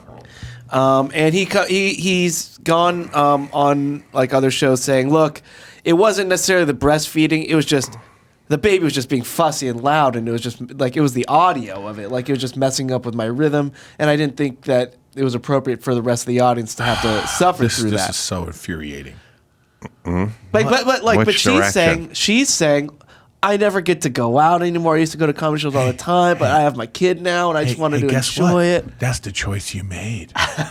What's the venue here? Here's what I'm saying. Athenaeum Theater in Melbourne. No, I listen. What I'm just saying is this at night? Like what I'm saying is there's some venue where you could be playing a food court at a mall or something, some pop-up beer garden or something, and there's general populace around or whatever.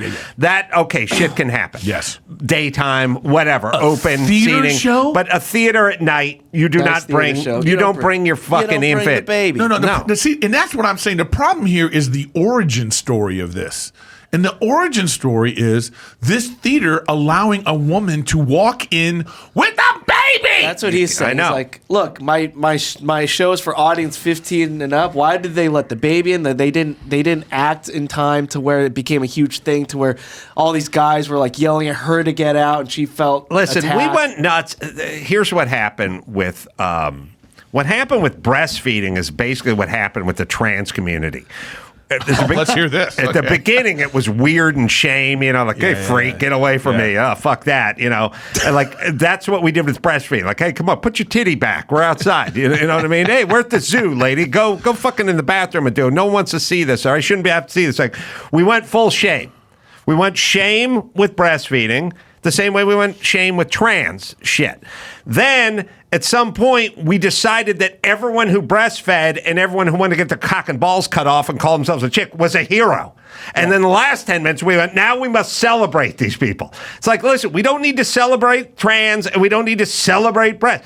There's a place to do it. There's a place not to do it. You're not allowed to fucking walk into the cockpit of a commercial airline and breastfeed. You know what I mean? Like, there are places you should do it and places you shouldn't do it. And at a nighttime concert, a comedy show in a theater is no. And then you can go, and fuck y'all, as you would say when they go, oh, what's your deal with breastfeeding? I have no fucking deal. I don't have anything with breastfeeding.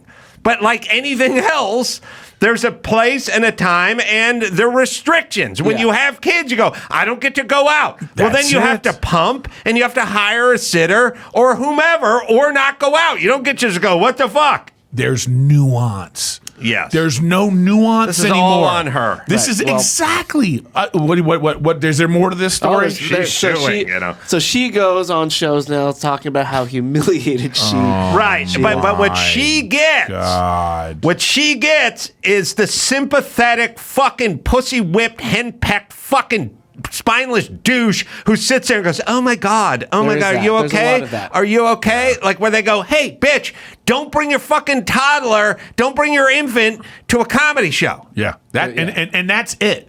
And it has it has nothing to do with breastfeeding, nothing to do with women, nothing to do with anything that they want to make it. Mm-hmm. This is about consideration. Yes. I could even read you like a description. This was an inconsiderate action. It was selfish. It was like the guy was ordering the whole fucking menu next to me during the movie. Boom. He was inconsiderate. But yes, and people are saying Thank God I came in my shorts before he left. Well, weird cum guy.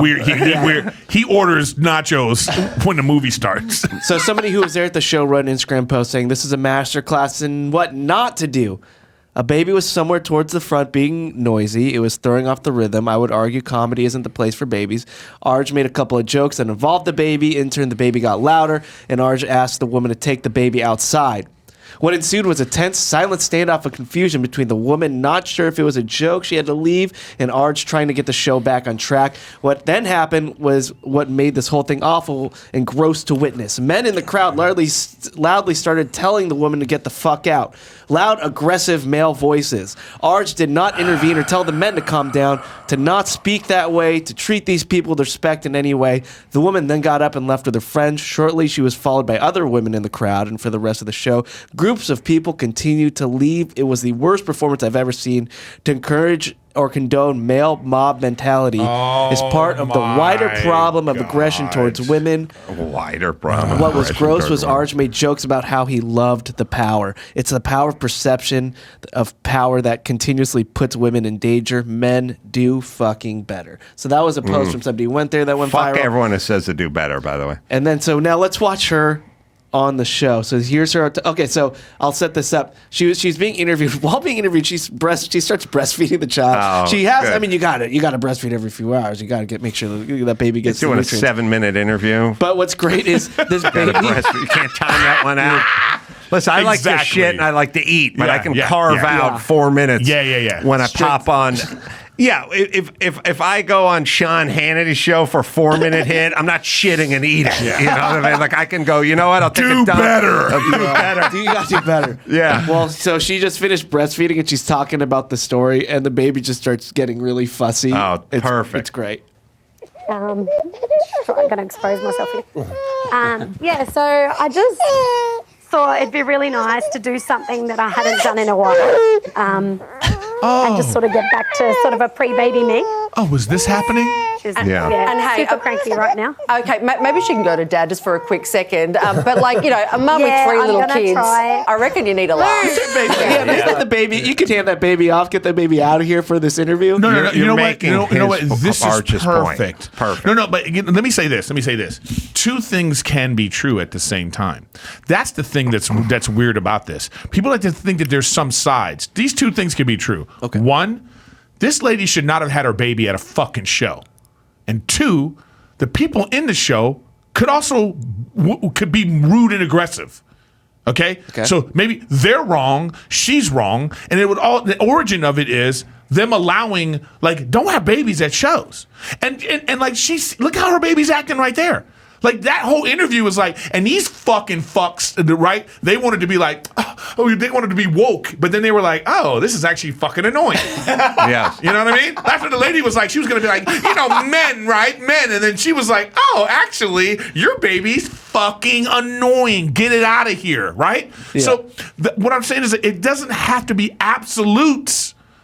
Yeah, and here's the thing too. There was a story about in Chicago. There's this really fancy restaurant where it's like $1,000 or something like that, and there was a baby in there. Now the parents are like, "Look, we made this reservation. Our babysitter canceled, so we had to bring the baby." Okay. Now, but the other people in the restaurant are like, "Hey, we came here to get away from this kind of shit." So it's like two things can be happening, right? But like, there's no conversation anymore.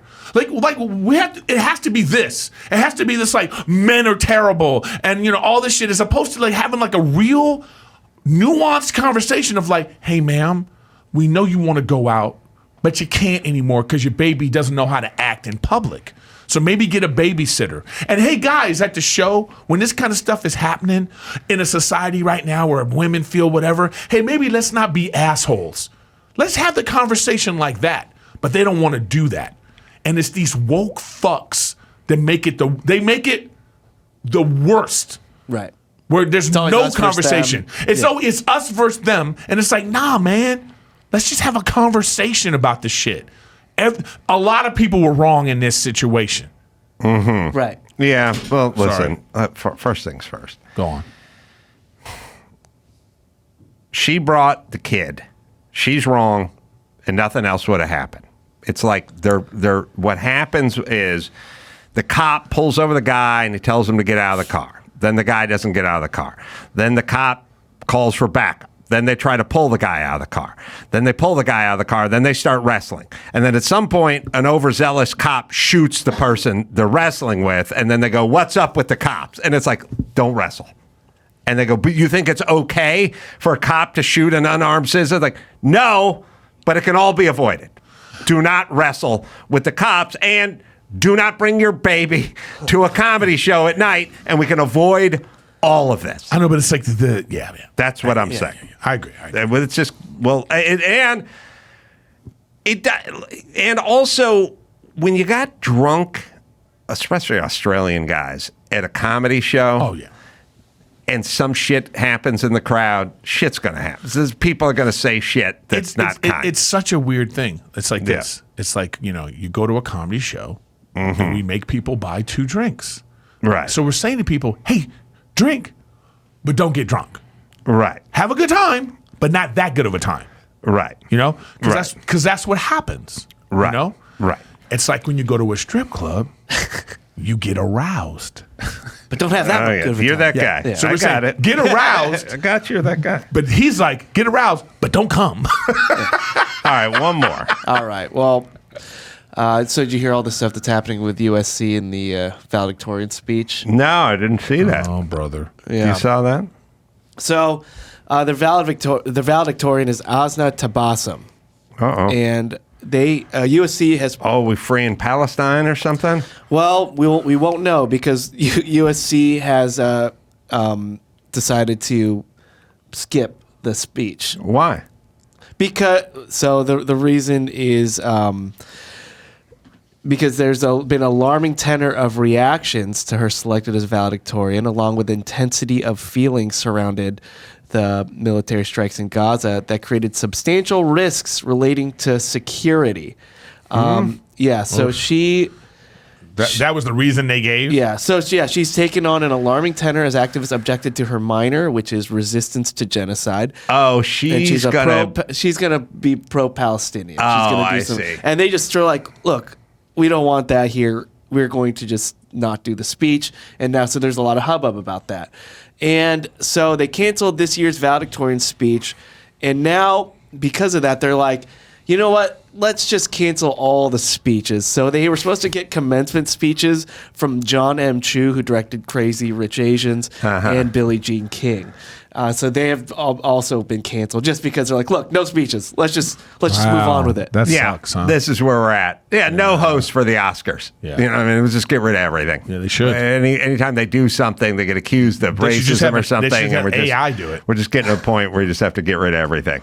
Yeah. Listen, or they could let her give the speech, and if she stays on track and starts talking about the future and spreading your wings and finding your passion and being your best self, she's fine. But if she starts straying off into some Hamas talking points, we just have a guy with a paintball gun, right off, just right, stage right. You know what I mean? I like the ranchero music. And it's pretty easy. You just go, look, if you're inspirational, motivational, if you're talking about the story about coming here as a 9-year-old and dreaming one day of going to college, being the first girl in your college, and if you want to get into, where I'm from, girls don't get to go to college or whatever, that's fine. If you start straying into some pro-Hamas propaganda bullshit, there's a guy. He's an ex-Navy SEAL. He's got himself a paintball gun. From He's the got Israeli a hopper. army. He's got about 100. Yeah, he's got about 170. He knows Krav Maga too. If he runs out of fucking pellets, and he'll just be standing about 12 feet off. By the way, he ain't missing from here. So just give your speech. Relax. Just relax, but just stay on point, bitch. Yeah. This is like such a I don't even know, man. It's like, again, I'm a nuanced guy, and this is one of these things where it's like there's a time and place. The time is now and the place is everywhere with everyone's sanctimonious speeches. I know, but it's like, this reminds me of I know it's not the same, but it's just, it's similar of if you're Colin Kaepernick and you want to speak out about the cops and all this stuff and you want to do it hey, you don't do this shit at work.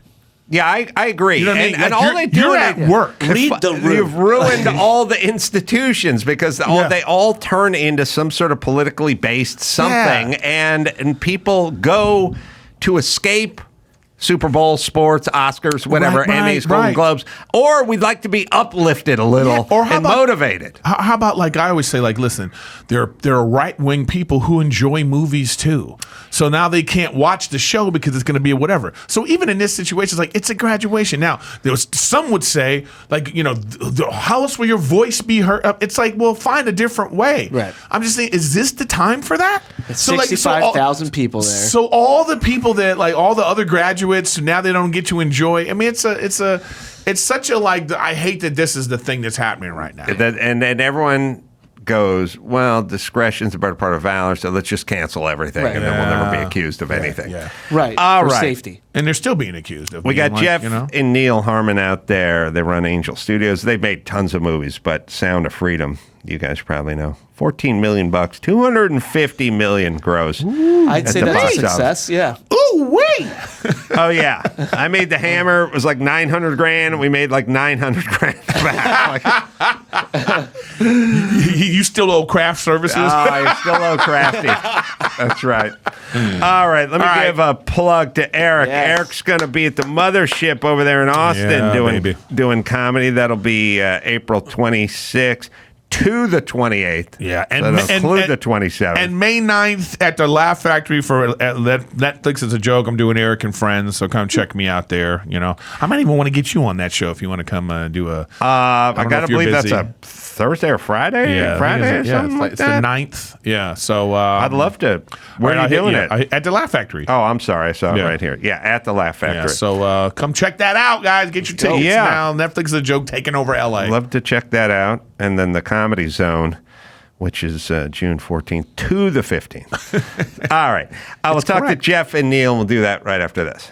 Rosetta Stone. Oh, my kids are heading off to college soon, and they're going to want to travel, maybe see the world. Well, they're going to have to learn a new language wherever they go, and that's where Rosetta Stone comes in, the most trusted language learning program available. And you can get it on desktop or as an app. Truly immerse yourself in the language you're learning. 30 years, millions of users, 25 languages, Spanish, French, Italian, German, Korean, Chinese, Arabic. It's all there at Rosetta Stone. Designed for long-term retention, no English translations.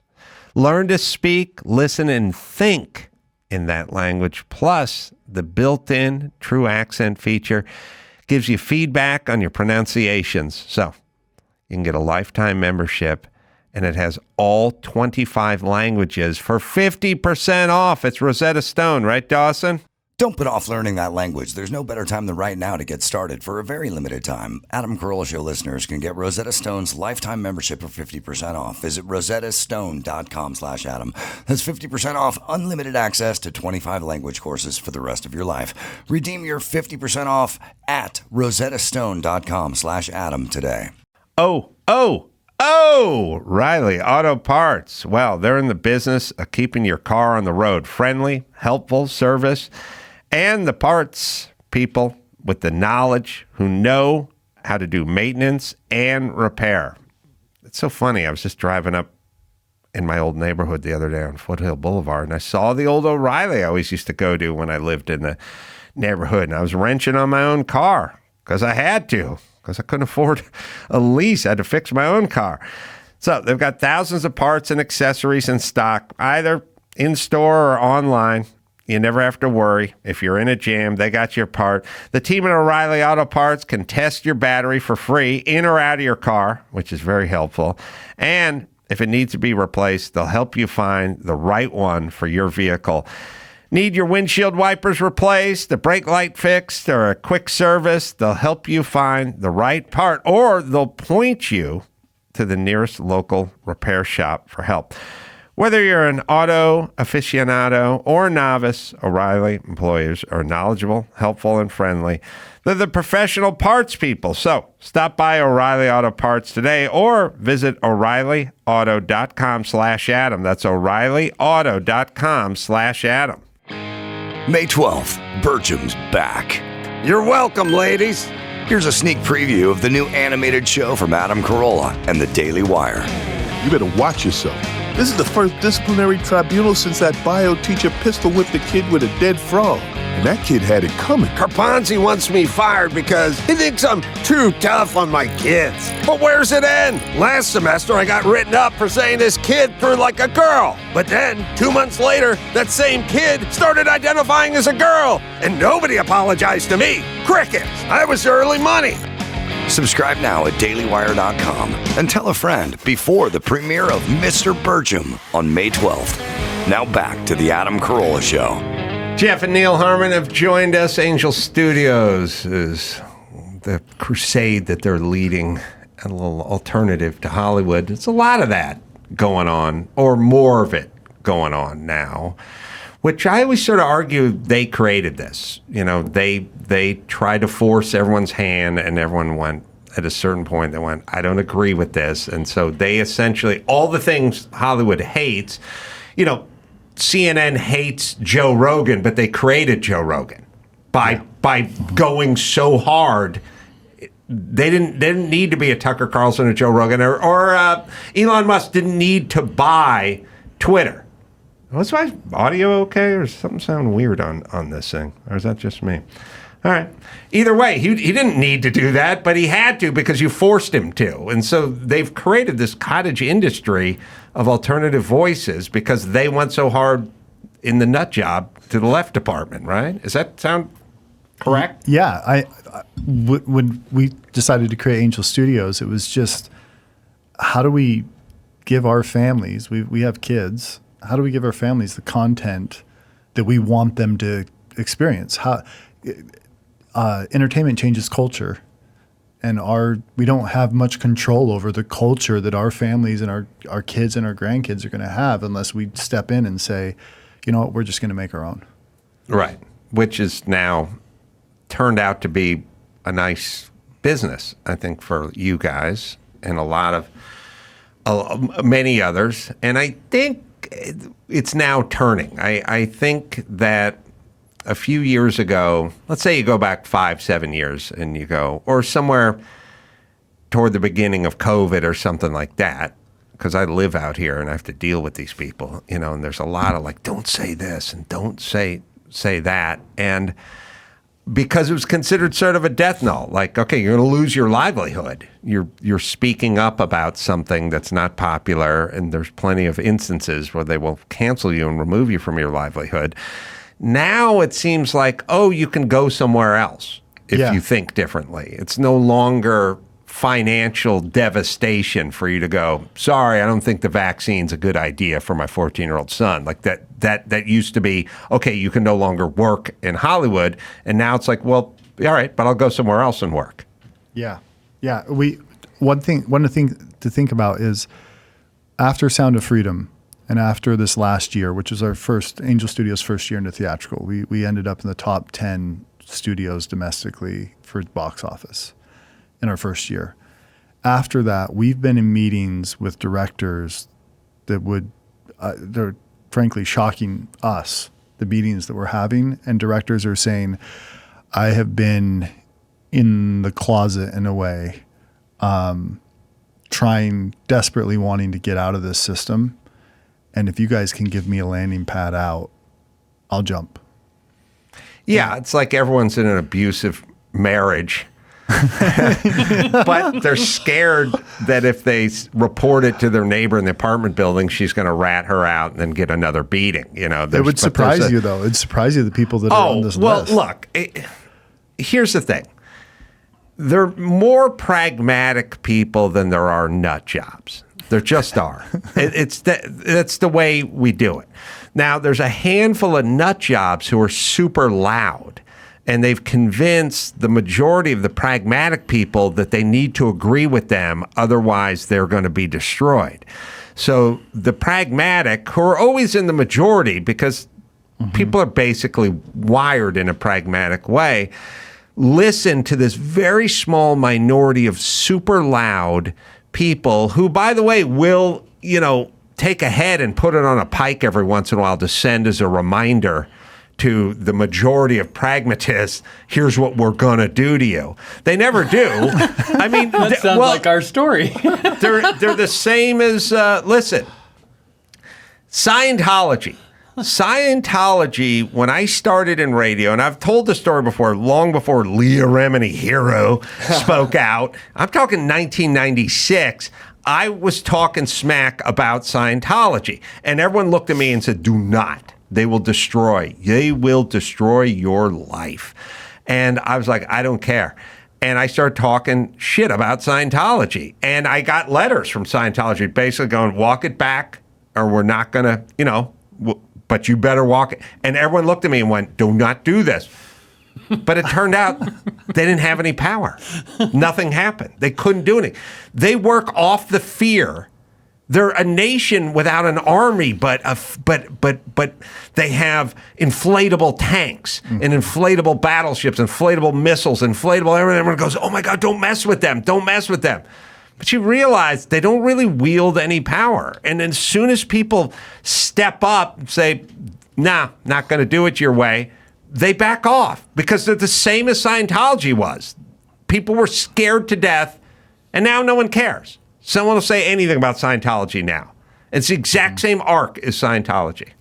It's Hollywood. Interesting. Yeah, it actually. We look at the Hollywood, like LA is like a bubble. Mm-hmm. That you've got a handful of executives sitting in their plush offices making decisions about $100 million budgets for the rest of the world, and they're out of touch. They don't know what people actually want. They're sitting in these studios, just a little tiny group of people. They live in a bubble. Everybody they know ideologically thinks like they do. And they make these decisions that are not very pragmatic. Yeah. Well, and they're creating, but thank goodness for them because they paved the way for people like you. Mm-hmm. And that's the way entrepreneurship works. And that's the way pragmatic entrepreneurs work.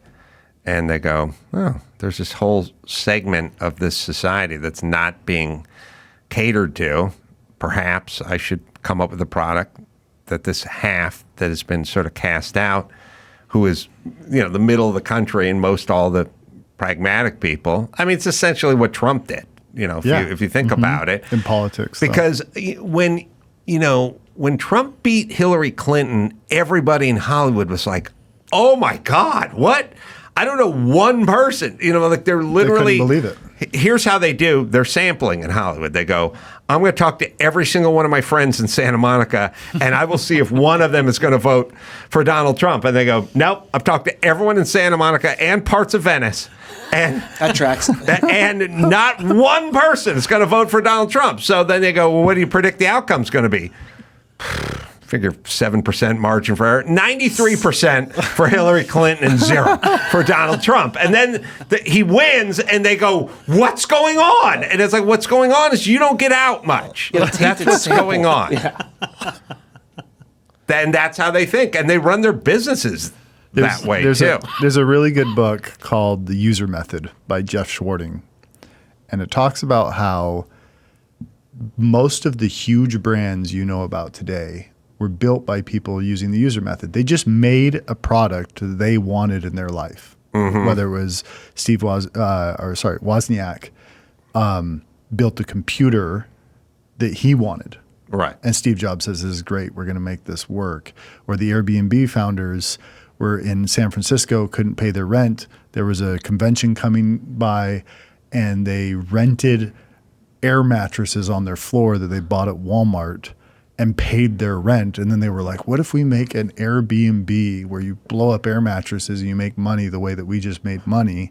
Oh, that's where the air comes in. Yeah. And then they went around to all the conventions around the country and sold people on putting up air mattresses in their house to pay for rent. And that's how it started. And it turned into, well, it's bigger than any hotel now.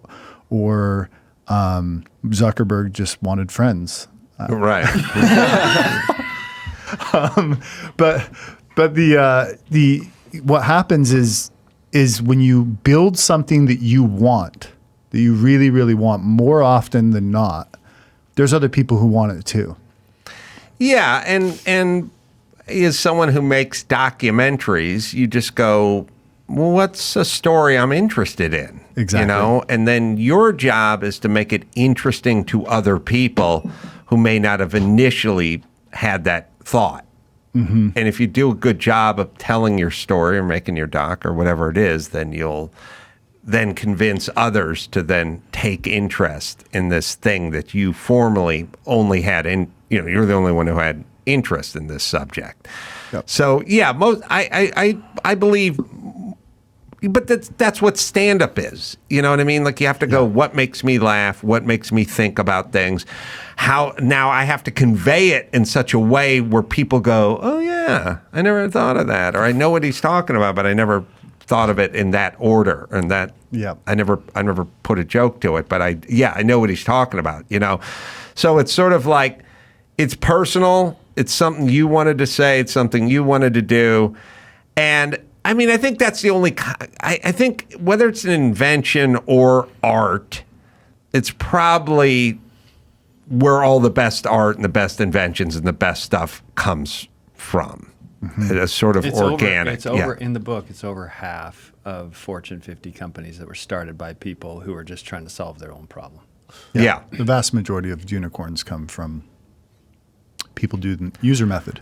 Yeah, there's no great stand-up who just rips off other people's jokes. You know, as far as we know. Yeah. You know what I mean? Like it just doesn't work. It's not their stuff. They can get by. They could work. You know, you could start a factory and sell some widget or something that you don't use or care about. But like ultimately, you got to be into it. And I agree. But again, it's either it can be a widget or it can be art, which you guys are taking it the art road. Well, and we're taking the art road. And what we wanted were really compelling stories that matched our values at home. And the way that we came to that was by allowing the people who invested in our company. So about 8,000 people invested in Angel Studios. And we made them the initial members of a group we call the Angel Guild. And those people get to decide what Angel takes to market next. That group has now grown to over 270,000 people, and it's growing very quickly. And we sample every single project, every single show. We send it to a sample of them. We have them vote, and then based on those votes, we decide whether to take it to market. So what form do you send it to them in? Because you can make treatments, you can make outlines, you can make pilots, you can make animatics.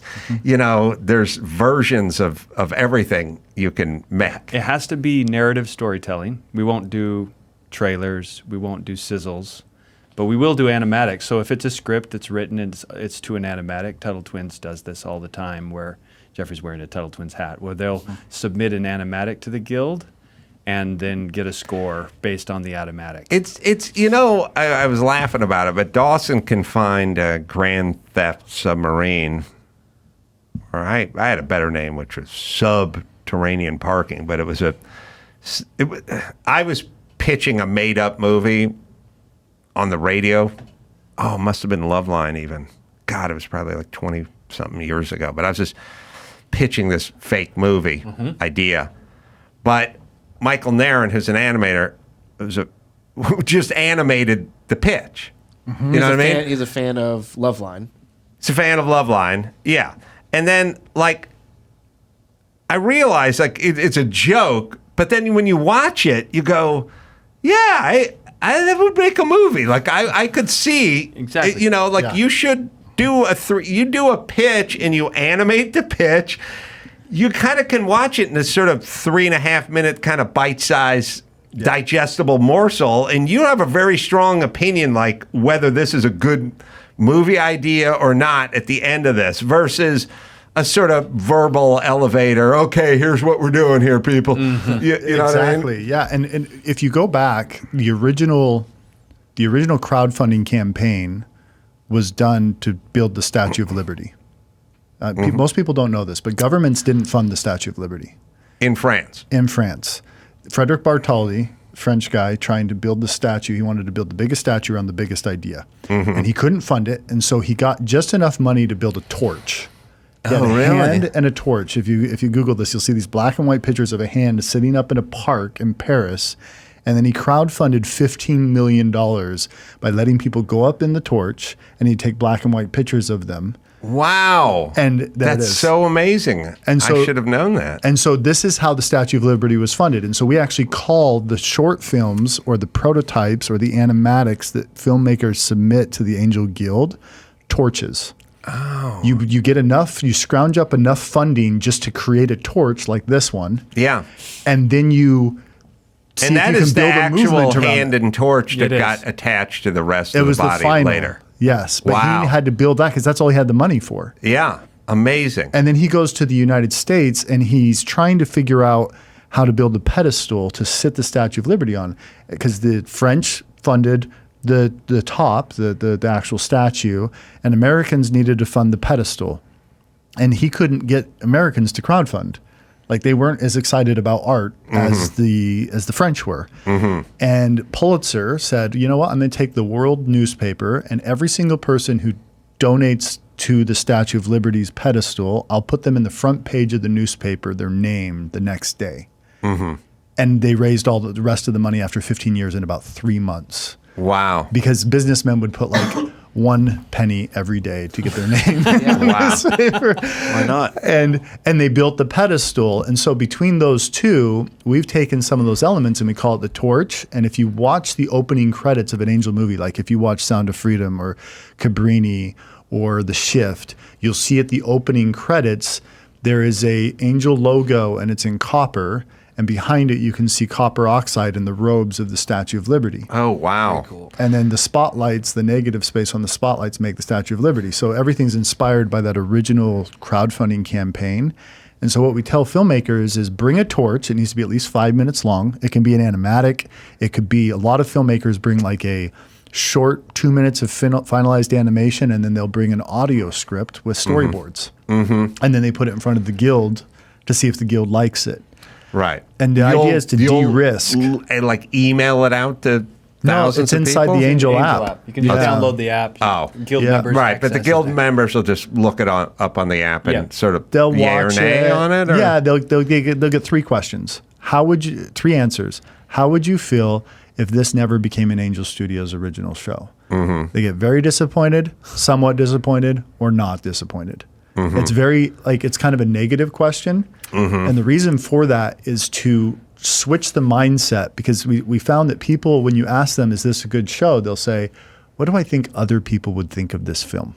And then they answer, I think other people would like this, or I think other people wouldn't like this. And so we needed to shift them out of that mindset of what would other people think of it to thinking about, what do I think of this? How would I feel if this was taken away from me?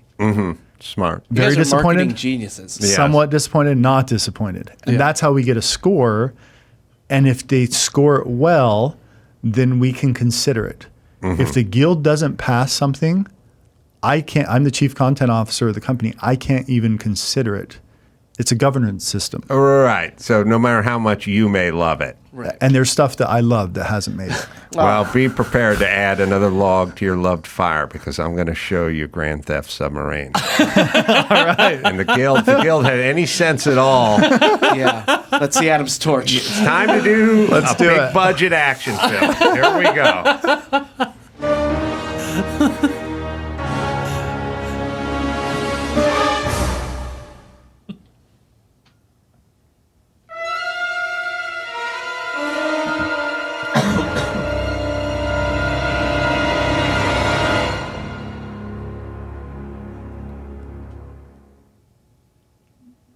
All right, Drew, here's my idea. Yeah. I'm on Pebble Beach. Yeah. I'm at the concourse today. There's, like I said, there's got to be $100 million worth of cars out there, maybe more. Submarine surfaces right in the bay. It's an old Soviet nuclear class submarine that's been bought cheaply on the black market, commandeered. They've removed all the torpedoes and stuff and all the missiles and everything, but it can hold like 22 cars now. Perfect. First guy. The front cone opens up. Cone opens. and they got that guy with the crazy accent. He's good looking. He has long hair. They take the 50 millimeter, start spraying all the gentry. People dress in period garb. Periods of crystal. Sometimes they do dress that way. I should make it look like fat rich guys. Fat rich guys, whitey, sprayed, champagne going everywhere, and he does that thing where he goes, "I hope I've got your attention now." He's very understated and everything. All right, my guy could be me, could be Steven Seagal or something. This he's been drummed out of the service, not because he didn't get the job done, because he punched out a superior officer when he left some men behind. He had good men that he left behind. He was framed for a crime he didn't commit. Right. Drummed out of the military. This guy was SEALs and Green Beret and Special Forces. Now he's dressed in a old 20s kind of chauffeur outfit, and he's been demoted to just dusting like a Bentley. He's got the dust thing on there. But he sees what's going on. And these guys take these multi-million-dollar cars and they start loading them onto the thing. They take him to foreign markets. What motivates him is a bullet hits one of his favorite cars. You've seen Foreboding in the Now he's story. done it. Now it's now you've done it. Sees a reflection in the cracked rearview mirror. Very symbolic. This car means something. Stows away in the car as they load them onto the submarine. Yeah, now it's out there. He's on the sub, stowed away in a Duesenberg. Yeah. And they're going to some Arab country to sell him to like a Sultan of Brunei or something. Nice. Yeah. He's in the trunk. Oh, yeah. Oh. Action ensues. It's very exciting. Come on. You guys will watch that. I mean, we're just going to have you fill out a 3-question survey. If you go to Pebble Beach and you go just along the Ferrari section that's like along the shoreline, every car is $20 million minimally, and there's some that are like $110 million. I mean, you just go about 100 yards and you got about $700 million worth of product, like right at the edge, and there's no security. There's no. They're not guarding that. They're Carmel. They've got like rent-a-cops like standing around with pepper spray. There's nothing there.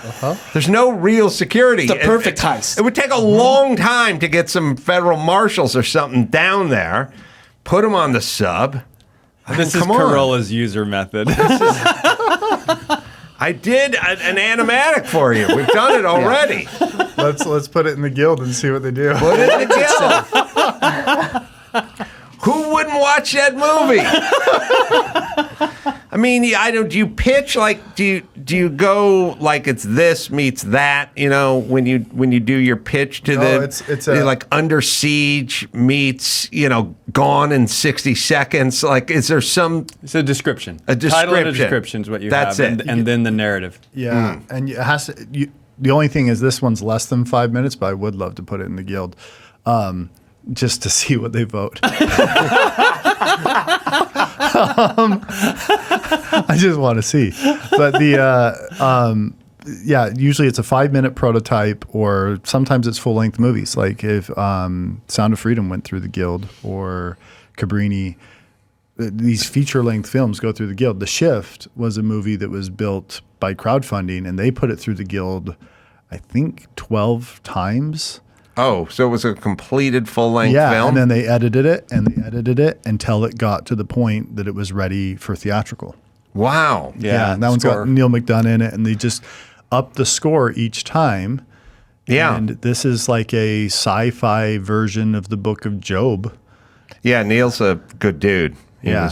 He's been in here a few times. Looks like Sean Astin's in it. Yeah, Sean Astin's in it. You've got Liz Tabish from The Chosen in there. It's a phenomenal movie. Yeah, I was going to say, I think there's just the more people sort of who are willing to kind of cross the street and go, well, I'll do business, with these guys. Because I do business with the Daily Wire, and it's like the first reactions, people go, I don't know, man, I don't want any trouble, and then at some point they see people going across the street and getting paid, and they go like, well, all right, I guess maybe good. And then the more sort of recognizable people that do it, the more it becomes okay for the others that are sort of the pragmatic middle.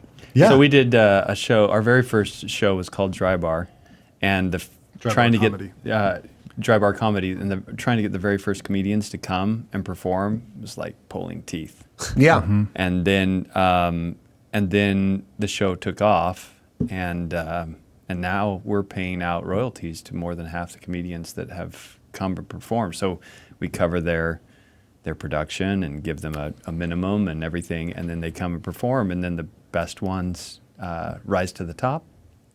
Nice. And now that people are getting paid, it's really easy to get people to come. Are we watching Hollywood just losing all of its power then? Because like studios like you, I mean, Mark Wahlberg's building Vegas out to become a studio now, and everyone's just kind of doing their own thing. We're all moving to fill the gap, right? Is it There's all a void. just dissolving? Dry Bar has over 5 billion views now. Yeah, it's huge. Yeah.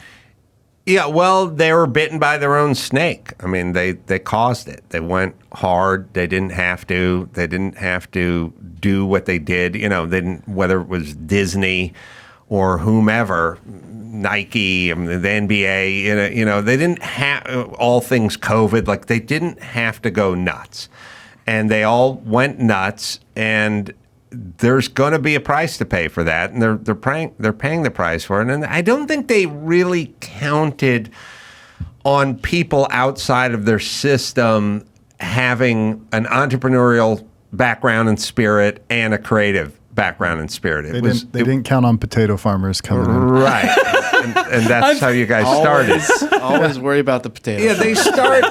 It's the first place to look. They never, and you know, they were kind of correct at the beginning. It was hard to find good talent, not so much in the drama, but like comedy. It was hard to find conservative comics, and if it was like a kind of get her done, you know, sort of caricature, whatever. There was no Jon Stewart version on the right, you know, and they were having a hard. And they're right, because there wasn't a AAA and a AA and an incubator for comics that were like conservative. There's no middle ground. The circuit doesn't have any space for somebody who's like family safe. Right, but now you're seeing that. Now that we're getting, it's sort of like when the UFC started. It's like there were, you know, sort of bouncers and barstool guys and sort of big dudes, tough guys. It was like a tough guy competition, you know, and then it became, well, this guy's got jiu-jitsu skills and this guy's a kickboxer, but it wasn't its own sport. It was like this guy's skill sets against that.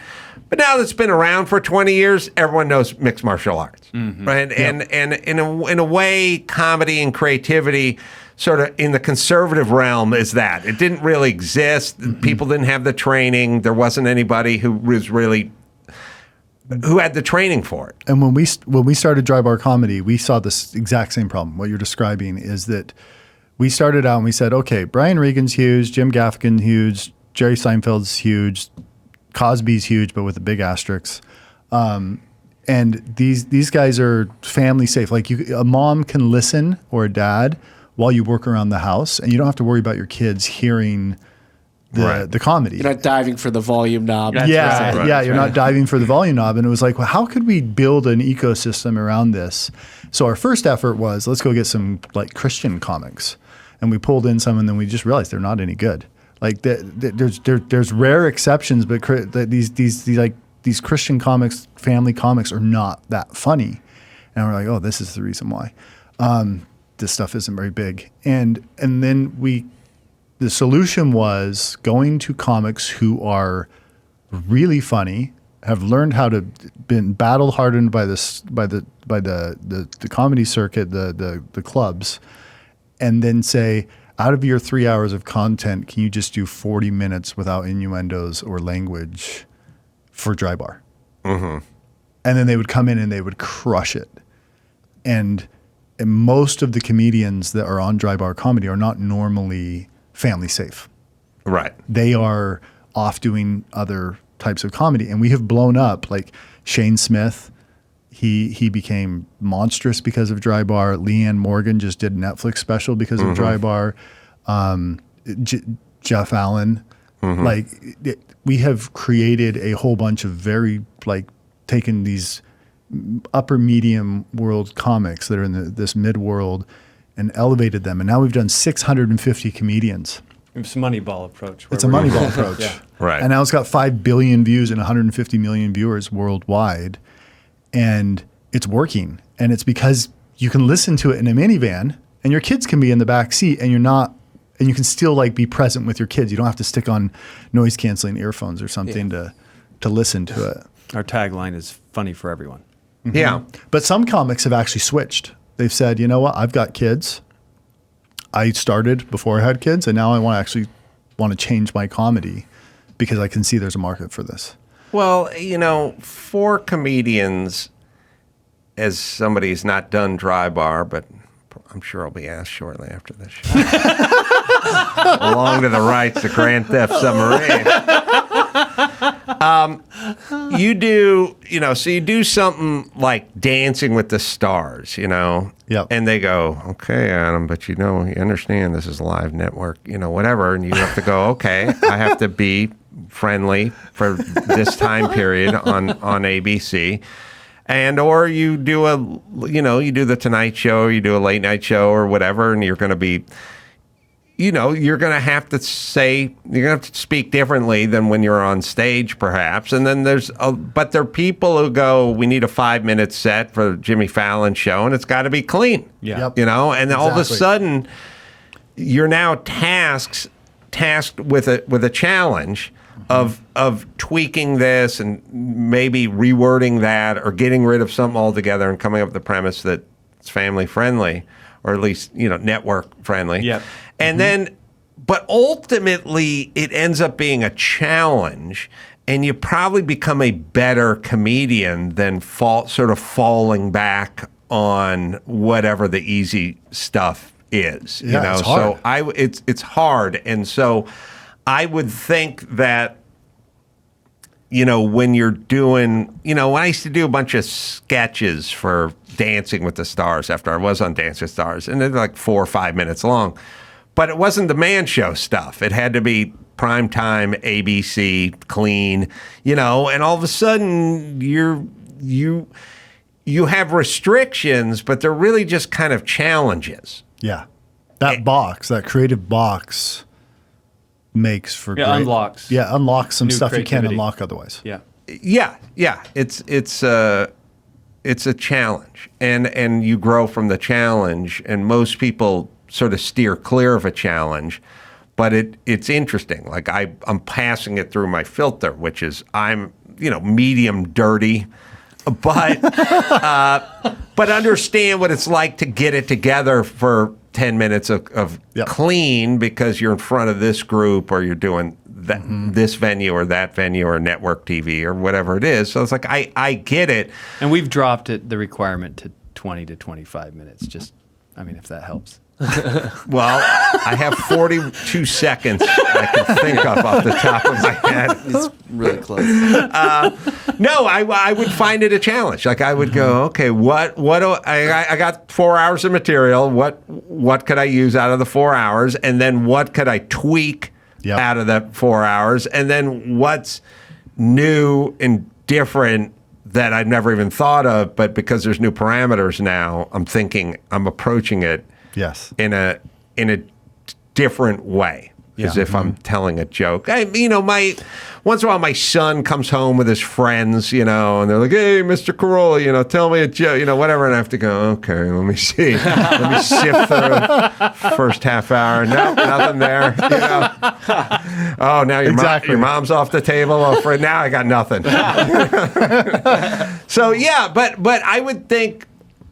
I remember a million years ago when I was at the Groundlings in a writing lab with Cynthia Seghetti, and she just said to all of us, she goes like, all right, you got 5 minutes, you got to write a premise, and the premise is you're talking to someone through glass, whatever that means to you, and you got 5 minutes, you write the beats, memorize it, and get up and do a monologue. And I remember going, that you can't do a monologue in 5 minutes. Like nobody's gonna be able to. You need days to think about it and commit it to memory, and blah blah blah.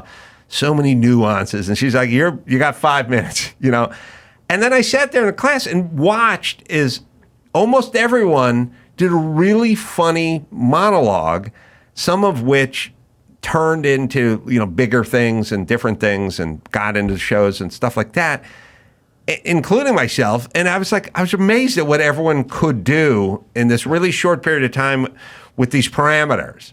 But in a pinch, when forced to, they kind of came through.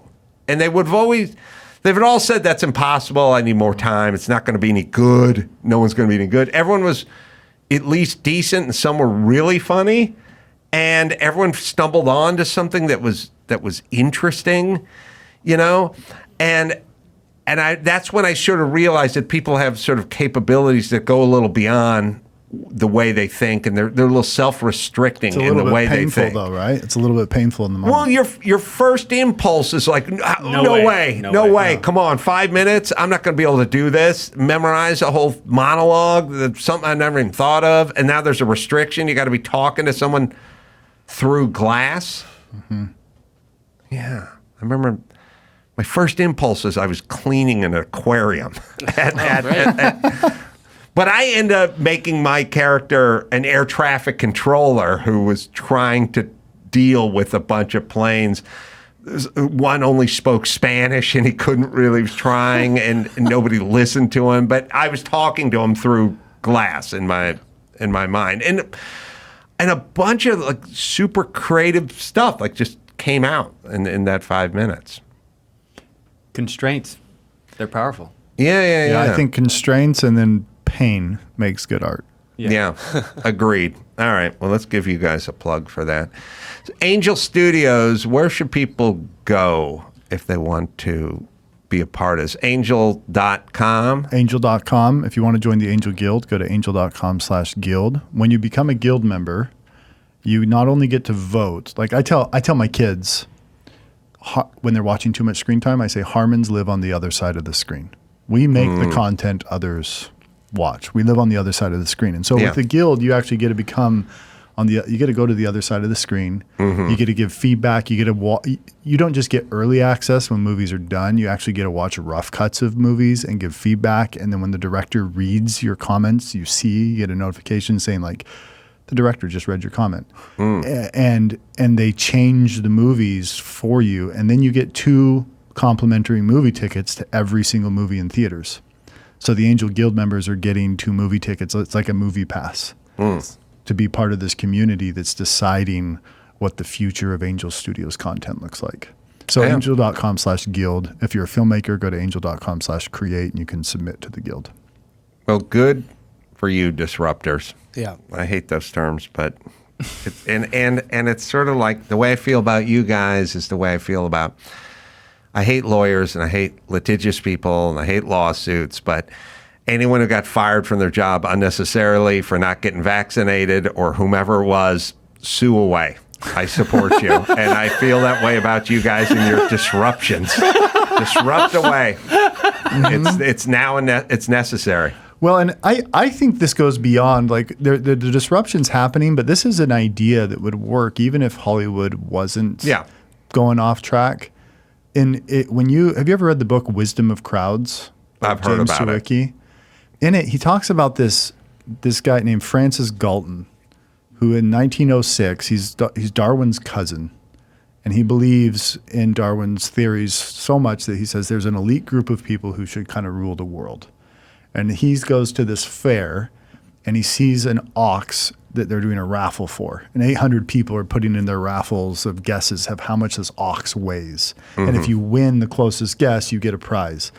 And he just asks, can I have the 800 raffle tickets? And he goes home, tabulates them, and he finds out that 1,197 pounds is the average guess for the ox, and 1,198 pounds was the weight of the ox. And not a single expert, not a butcher, not a cattleman, not a baker, candlestick maker. Any of the people who deal with cattle, none of them guessed even close compared to the average guesses of the general crowd. And he was like, well, this doesn't really support my theory that experts have to rule the world. Right.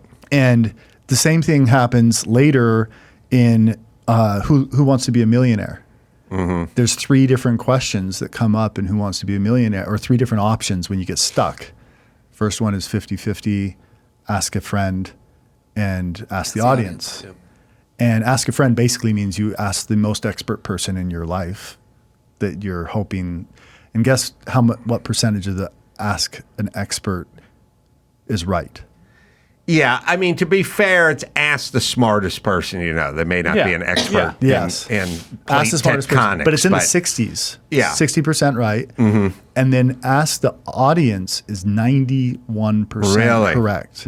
Yeah. It's the best. It's the one you want to save till the end. And the crowd gets it right. Right. And it's over and over and over again. The crowd is better than a little group of executives in Hollywood as long as you give them enough content to make a vote. So, and they need to vote independently from each other. Right. So the more diverse the group, and they don't know about each other's. Yeah. Yep. And the guild consists of 270,000 people from all walks of life from 155 countries, the Angel Guild. Oh, wow. And so when we send a movie into theaters, we know pretty well, within give or take a little bit, a few percentage points, what the audience score on Rotten Tomatoes is going to be. Right. We know it before it comes out. The audience. Critics. Crap. We have no idea. Right. Angel.com is where you go. I'm going to be in Salt Lake City at Wise Guys May 3rd and 4th doing stand-up over there, 4 shows, and then I'm doing Netflix as a joke out here at the Kookaburra Lounge. That'll be May 8th, then we'll figure it out. After that, Jeff Neal, Enlightening. Thanks for coming by. Thanks for having us. You can sleep on Grand Theft Submarine, or we can just hash it out in the hall since the show's over. Because it's going to the highest bidder. I also want to thank Erik Griffin for coming in. Until next time, Sam, for Erik and Jeff and Neal and Chris saying mahalo.